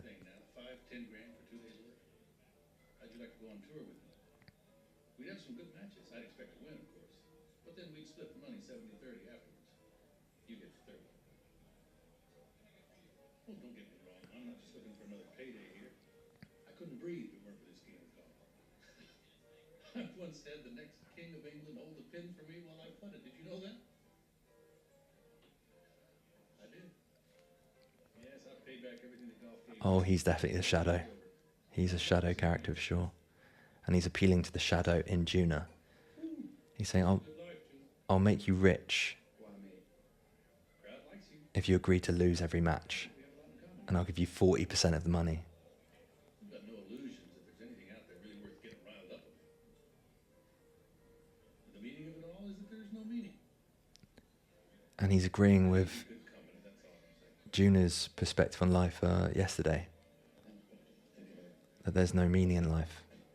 I admire the way you're dealing with this match, Juna. Fighting the way you are, it's damn noble.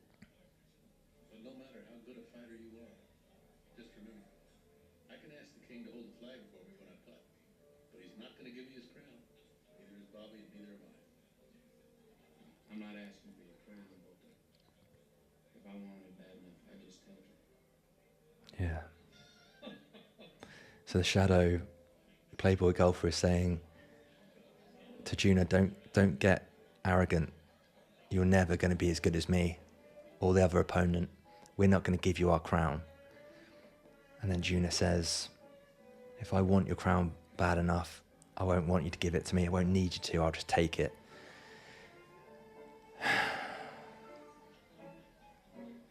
Also, that playboy golfer demonstrates a shadow, a negative, a toxic version of what Vance was saying earlier. That it's just a game. But the playboy character is saying that it's just a game and it's a trivial game. It doesn't fucking matter. But Vance is clearly saying, I think, what Alan Watts used to talk about, that life is a game, but it is not trivial. It matters. But if you want to play this game beautifully, you've got to find that middle ground. is there. You can be strong, you can be good, you can be your best, you can put in the most effort. It's not about winning, it's about becoming the best potential self you could be. That's what I believe currently anyway. So Juna goes to find the anima, his estranged wife, and he kisses her. I'm 8 strokes behind the 2 greatest golfers in the history of the sport. They've never blown a lead in their lives, and I'm gonna win. You know why? That's right. And he's overflowing with belief now. It's a bit it's misguided, but it needs to pass, but it's important. Even misguided belief is important for a bit. He's misusing this new strong belief. They both miss the way they danced together in every single way when they were together. But you hope later on that he'll see that the truth is he knows he can become one of the greatest golfers of his time. And he has control over that as long as he commits to continually growing and doing things the right way and for the right reasons. But he can't control if he wins this tournament or any tournament, because there are other variables. And that's the ego. Taking too much territory. I think the ego is essential, but I think the ego should be a board member, never the head of the board, to keep it positive, or to get it positive and then keep it that way. So, because I think the ego wants to sit in the crown, in the throne rather.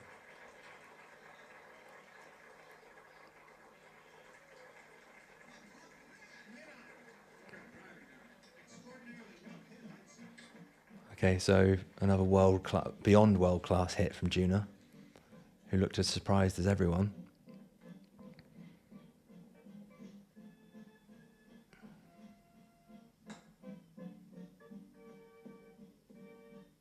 So we saw Vance looking a bit doubtful there. Hardy moved the post, the flag.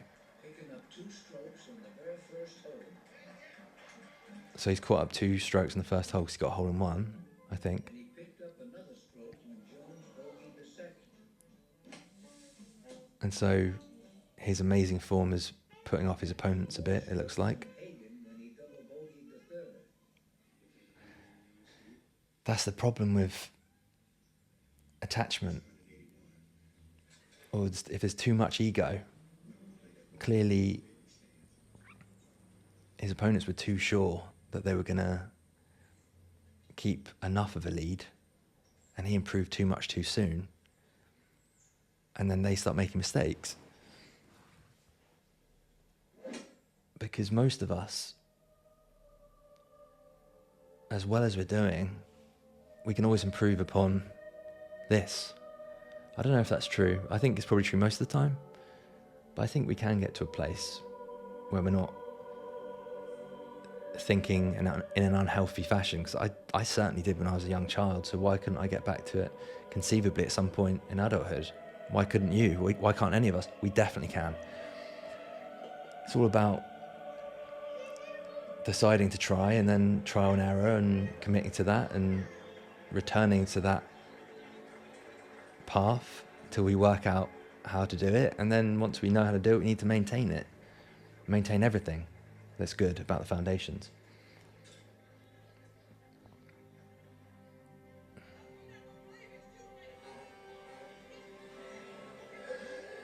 And now the populace of Savannah, their belief is overflowing just like Juna's belief is.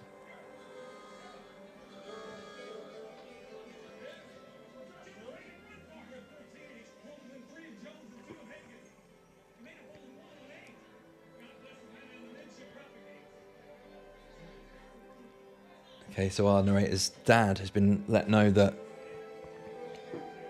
we're all going to watch because it looks like a miracle. is on its way to happening, perhaps. But just in case it is, let's go and witness this.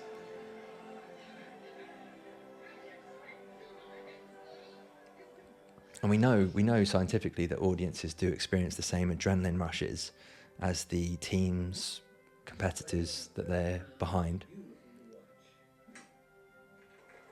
And I guess maybe Bag of Ants might say that part of that is tuning into the field from enjoying the beautiful game played by another.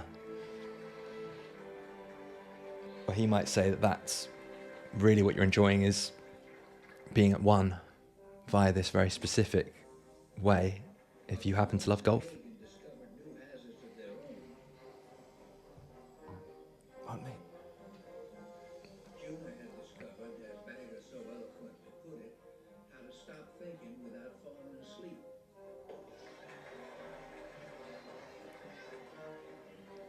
Juna finished the third round one stroke behind.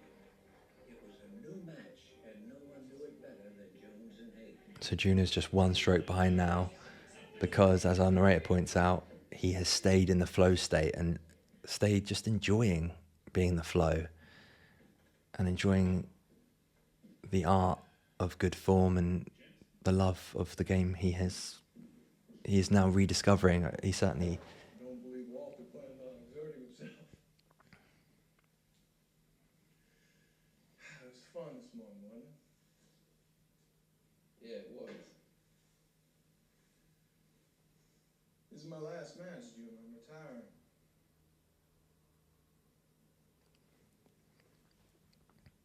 You're at the top of your game. Well, I've got a wife and 3 small children and a law practice. It's time to stop.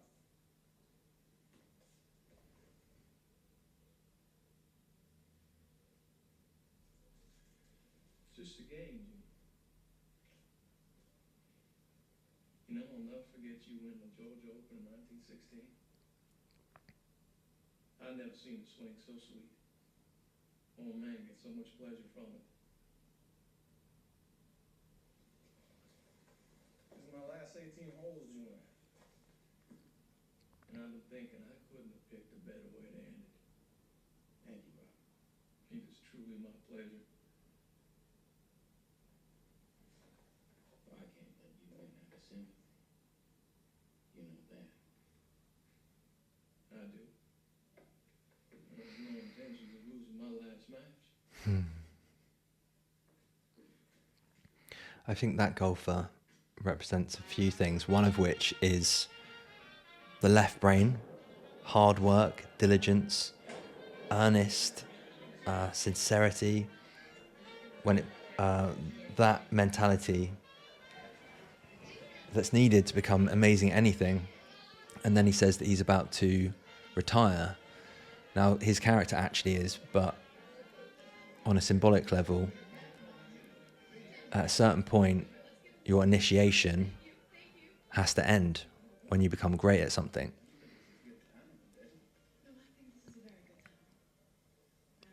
And indirectly, I think it's underlining that Juna is focusing on the wrong thing still, winning a tournament, but he's actually restored his world-class level. So he doesn't need the training wheels anymore. So symbolically, that competitor might underline that part of him, maybe. As a woman waiting with no end in sight, wondering if she's remembered or forgotten by the man she loves. You never even said you were sorry. And now I'm supposed to just run into your arms and melt like butter on a hot muffin? I'm sorry. Yeah, I am truly sorry. It's too late for I'm sorry, Juna. Then tell me what to say. It was too long ago.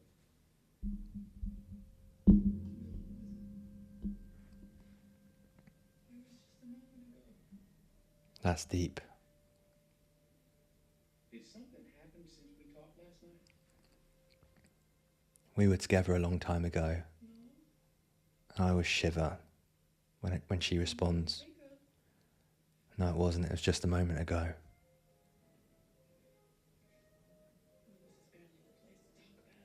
deeply significant points in our life, no matter how long ago they actually were, it almost feels like on some level it was just a moment ago.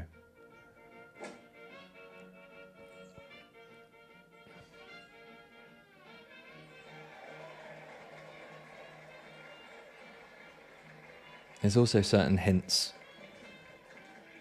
Probably it plays a bigger part in the Bhagavad Gita itself, which this story is inspired by and based on in its own way. Was playing a fierce fourth round. But there's lots of hints of More thought began to percolate through the crowd. not just Juna could win. the godlike elements beyond the fabric of life, but also reincarnation. So I think that's one part of what his estranged wife is saying. I'm gonna hug the left, get there in two, and close the door on these guys. I think. Yourself now. We got 4 more holes to go. You want to settle down a little bit. I've never been more settled. And even when this thing is over. The inner mentor always needs to stop us getting ahead of ourselves. He's so overconfident, June, he wants to rush his victory. That has to be arrogance. Even if it started in a good place. So he's going for an incredibly ill-advised shot because he's so sure he'll make it, but it ends up in the sand or in the beach, as Vance puts it. But yeah, there's no need to go into the whole reincarnation thing really, because that would be more relevant to the Bhagavad Gita, as I said. But I think just to finish that point, that his estranged wife is saying that it can never be that long ago because we're always each other's love interest in this lifetime or in any lifetime. I think anyway, but I will watch this film again in an episode of this. Probably a few times over the years. But films I really love, I plan to do at least 4 or 5 rewatches. And, it will be watch along with Meaning Seeker, #2, #3, etc. I don't care if it's Apollo, son of Zeus. That ball won't clear the water. I hope you're all paying customers. So he's going for an even more impossible shot, and Vance looks dejected, a bit frustrated. And it could not have been a worse shot. It couldn't even clear the knoll or hillock. Okay, he's experiencing a bit of a wake-up call now. And Vance is waiting for him to re-enter a state of mind where he can actually get through to him. There's no point talking to him there's no point talking to people when they can't listen. And he's stumbled from the flow state into some form of delusional state. There's so many different forms of delusion, aren't there? And he is waking up from it slowly. And it's the form of waking up from a delusion which is commonly referred to a lot of the time as the school of hard knocks. Because this next shot ends up in the lake.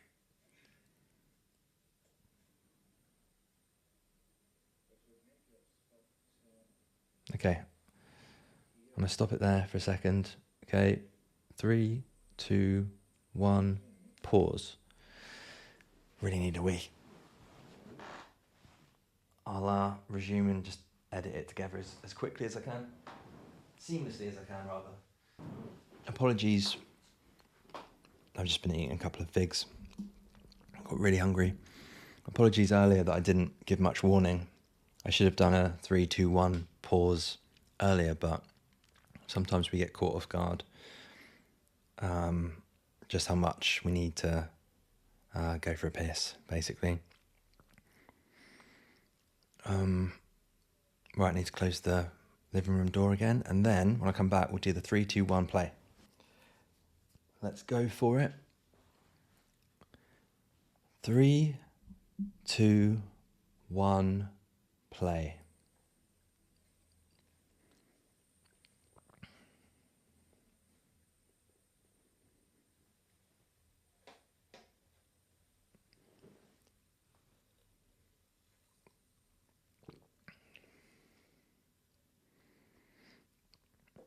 So I guess that's an example of commencing play in a fair manner by dropping the ball behind you. It was as if every heart in Savannah dropped with it. None landing harder than his own.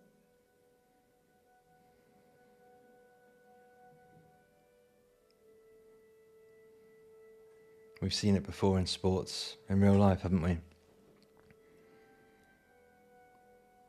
As a British person, Andy Murray, before he eventually won Wimbledon, one of the Grand Slam tournaments, when you get all excited, you think something which perhaps is an analogue to a miracle is going to happen, but then I suspect what stops that happening when it doesn't happen after it looks like it will is that person, the competitor, gets in their own head.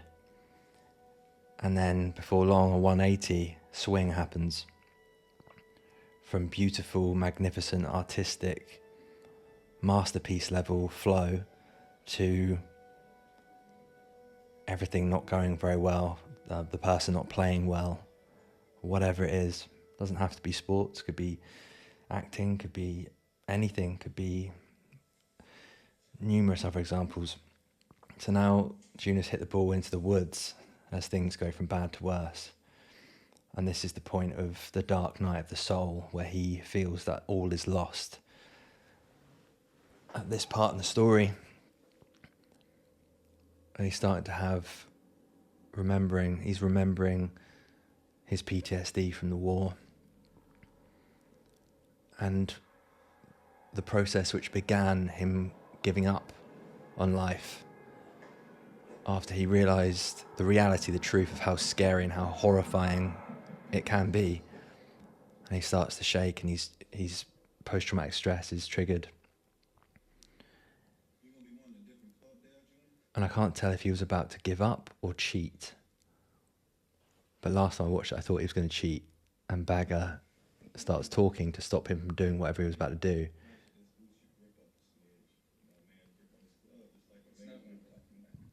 On me. No, you don't. On me. What I'm talking about is a game. Game that can't be won. Only played. You don't understand. I don't need to understand. When a soul on this entire earth ain't got a burden to carry, he don't understand. You ain't alone in that. But you've been carrying this one long enough. Time to go on. Lay it down. He's saying we've all got great burdens that no one else could understand. And he's suggesting that there comes a time when we should let go of it or begin to heal from it. And that, Juno, you have the option. Right back to where you always been. And then stand there. Still. Real still. And remember. It's too long ago. Oh no, son. It was just a moment ago. Any beautiful moment wasn't ever long ago. Now you come on out the shadows, Junior. Especially if it's a place where time doesn't exist. Now for you to choose. At the very most, it could only be a moment ago, arguably, couldn't it? Time for you to choose. Yes, you can. But you ain't alone. I'm right here with you. You're loved, you're supported, but only you All alone. can fulfill who you're gonna be. Do you choose hope and the hard way, Play the game. or despair, which is the easy way, but it isn't the easy way? It lies that it is. You come into this world.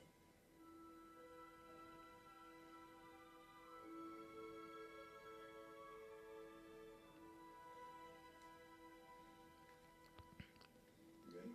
Great adversity will make any of us pause, or maybe even think we have given up. But you can always return.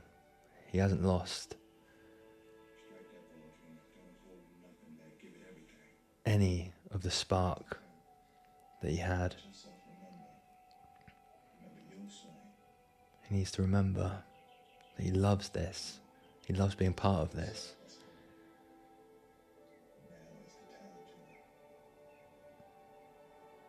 Remember, it's not about winning. Re-enter your love of the play, the moment. Re-enter the field. Re-enter the flow.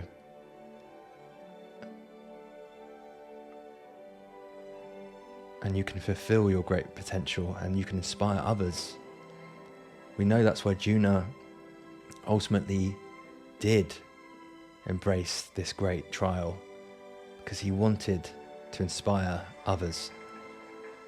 Well, that's what made him actually rejoin the path of hope and potential and fulfillment of positive potential.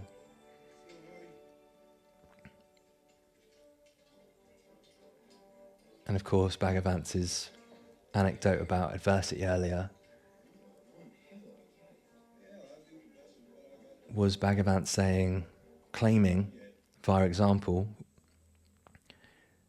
I believe anyway, and this has been my own experience, that adversity shows itself in the way it acts and its effect on us, that it is a great enemy, but I actually think its purpose is to be a great friend.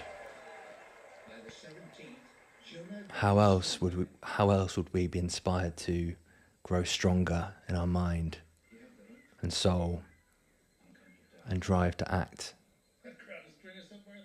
in the way that we want to become? I don't know if you just saw that, but my battery's getting low on my iPad. I have got hopefully that's okay. Put it on battery saver mode. I have got a 4K camera, but I felt like sound quality is more important for people who watch this, but it is 1080p. But yeah, let me know in the comments if anyone thinks I should utilize my camera instead. I just feel like, but then I might have made a mistake with the sound, the TV being too loud. Let me know about that too, and I'll get things as balanced and as palatable for you, the people that listen or enjoy this and subscribe, etc., as soon as I can. So bear with me, but any help or advice or pointers would be much appreciated. Thanks in advance.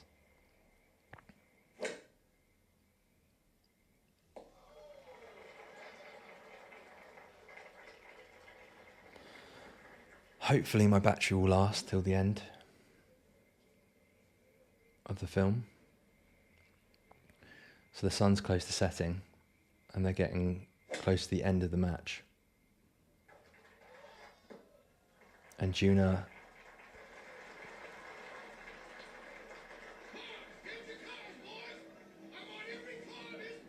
is doing well again because he's got the right mindset.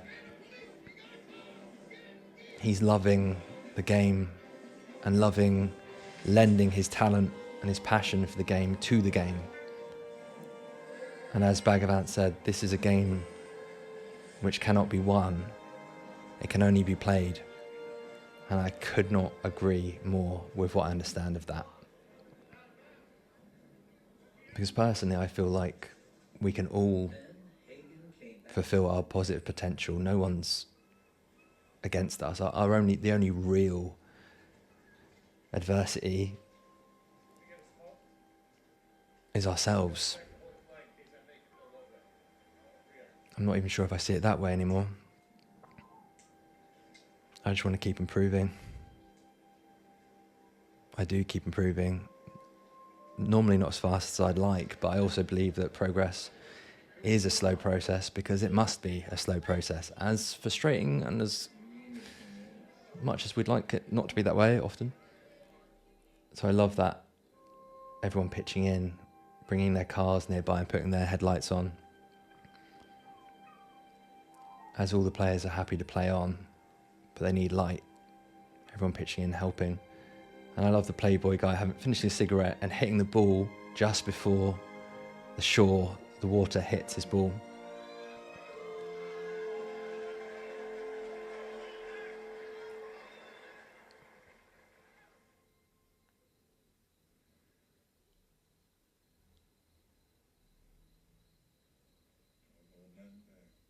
Don't hold nothing back. Okay, so there were some reeds or bits of leaves in front of the ball, and accidentally Juna pulled one of them out of the way. It was fine, but another one moved the ball, caused the ball to move by, it looked like maybe a quarter of an inch, a third of an inch, maybe half an inch. I have to call a stroke on myself. And he's telling his caddy team, I have to call a stroke on myself. I have to add a point, Don't do it, please. a stroke. Do it. Only you and me seen it, and I won't tell a soul. Cross my heart. And Hardy, Nobody gonna know. as the inner child, says no one's going to know. And Juna's right, I will. And so will you. You got to tell him You not to can't do it, win Bagger. if you cheat. Stupid rule that don't mean nothing. You can't win if you're not honest either. No one wanted the penalty assessed, not even Jones and Hagen. And I love that. This was no way to win a match. Maybe you're mistaken, Juna. They don't want to win it this way either. Before you touch your impediment. Might not have moved at all. The light plays funny tricks this time of day. And they both make good points. Seems to have moved if it leaves its original position in the least degree, but not if it merely oscillates and comes to rest in its original position. Is she different? None of them want him to add a stroke. Sometimes a ball will shudder and then settle back again, Jim. And they're all urging him to take the easy option. The ball's here. And it rolled here. So he's saying it moved to 2 or 3 inches then. He's sticking to the rules. He's being honest and true. Hit it quick, old boy, before you have time to think about it. He's prioritising that. And such admiration from the left-brained character, the lawyer. But also he's not happy about it, but he respects the hell out of him for it.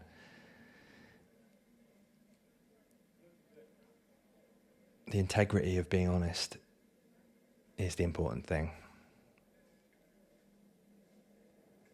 That must always be maintained. Yes, I am. Bagger Vance says he's leaving. I need you. I need you. No, you don't. No, you don't. Not no more. Not no more. There's a small matter, round about $5. $5. It was guaranteed. So I say that 4 is important, a symbolic number for You need me shoes back. fulfilling your positive potential, but clearly the writer, author, Stephen Pressfield, thinks it's 5, and actually I think he's right. But I think you hit your fullest potential around 4, but when you hit 5, you're in the zone where you have fulfilled your greatest potential. But that territory doesn't end though, Man is yours, Hardy. Take him on in. because we can never be perfect. But how much fun would that be to travel as far and for as long as possible in the realm of For a little while. fulfilling your potential? You've already fulfilled it, but you can only add to it. You told it real straight now, yeah? But what if something comes up? And I don't know what to do. I got a feeling you figured out. But I'll be seeing you. Bagger's telling the inner child that he believes in him. And he's basically saying to both of them, there comes a time where you needed a mentor, but only so that you can become your own mentor. He needs you, Bagger. You're the only chance he's got. You have to stay. I think that's true for all of us. Walk out of here like this, you'll never caddy in Georgia again. I'll personally see to it. You hear? And so yeah, Bagger got his symbolic $5. $5 for 5-dimensional growth for Juna. Or rather, that he helped Juna enter the territory of fulfillment of potential, which doesn't end, it just continues as long as you keep maintaining that journey until the day Juna dies. It's the last shot, I think.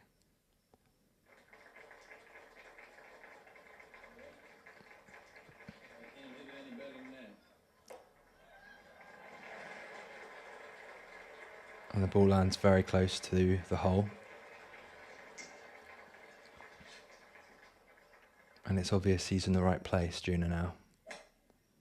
But you can see some sorrow that this great adventure's imminently going to end. Judging from the sound, I think I just knocked your ball in the clip.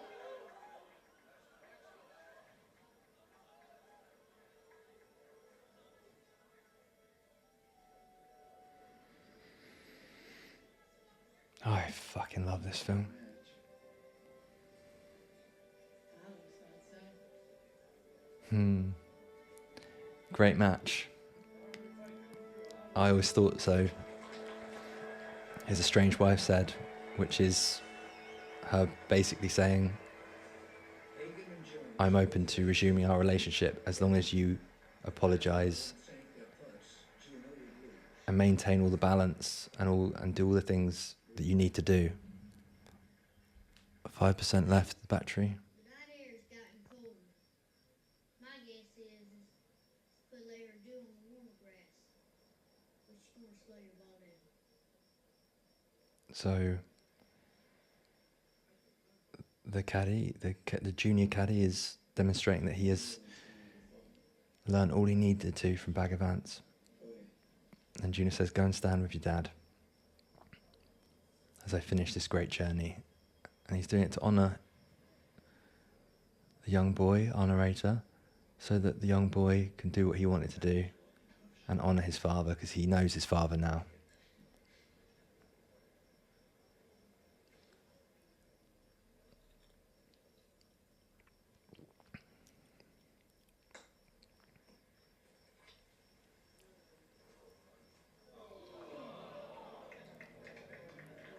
So the Playboy golfer was hoping he could finish and win. And he's got an extra shot and he didn't want it. But he's made it.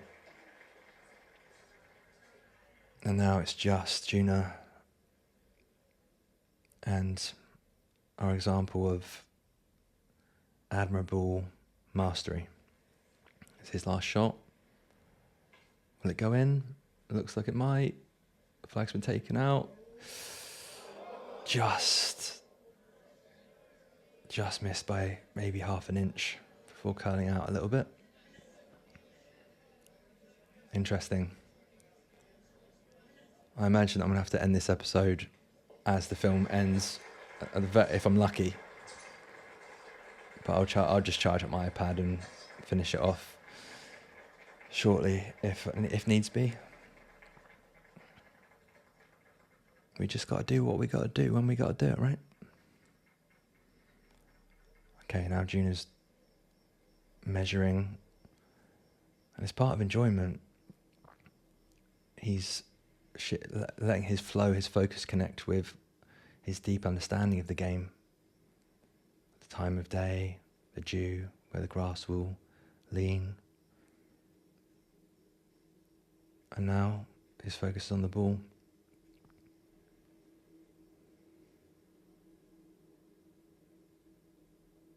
And honouring the field, honouring the flow state and the love of the flow state by constantly returning to the ritual.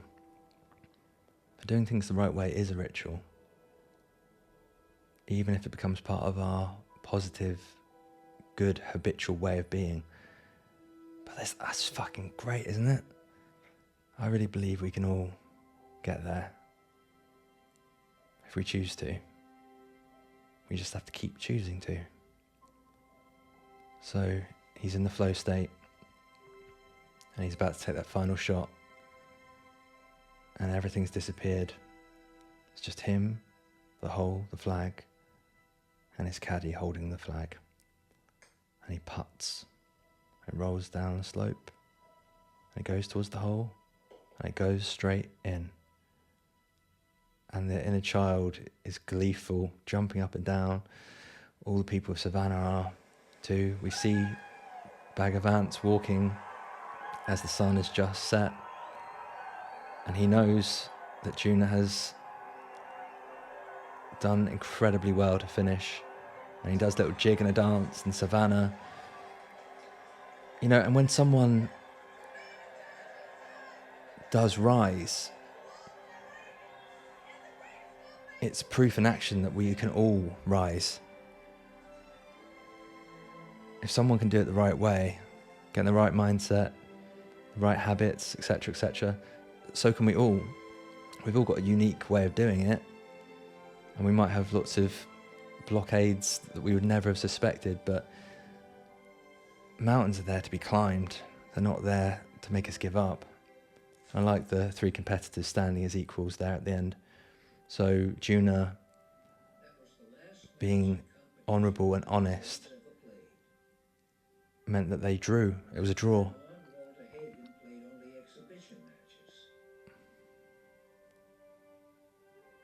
So no one lost, no one won, but they all played. Back to Bag of Vance. And then we see that Juna and Adele got back together, and they did have that dance. And I think what that means is, in time, their relationship came as balanced and beautiful and meaningful in each and every way as its potential showed long ago. Well, it seems like yesterday I used to see old guys like me wonder why they still bothered with this crazy game. The narrator, now an old man, feels like maybe his heart attack's passed and it's not a heart attack. And he said it feels like a moment ago that he was a boy. But maybe it was a moment ago.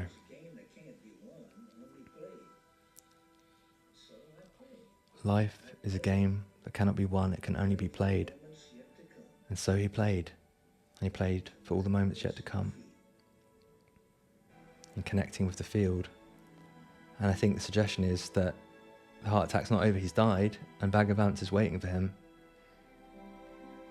Because Bag of Vance is that avatar, that manifestation of God, which he knew well, even though he would have just thought it was a man back then. I'm not saying it wasn't, that Bag of Vance wasn't just a man, but I am saying that Bag of Vance was also more than a man. He was a persona of God. Robert Redford directed this. It's crazy. Anyway, I'm going to leave it there. Thank you so much for watching. Please, actually, I better just stop so that we don't lose the recording. Please, this goes to all podcasts. If you just it takes 30 seconds to press the like button or give 5 stars on one of the podcast audio-only mediums. Also, putting a comment can just be 1 emoji, 2 emojis, 1 word. Hitting subscribe and the notification bell,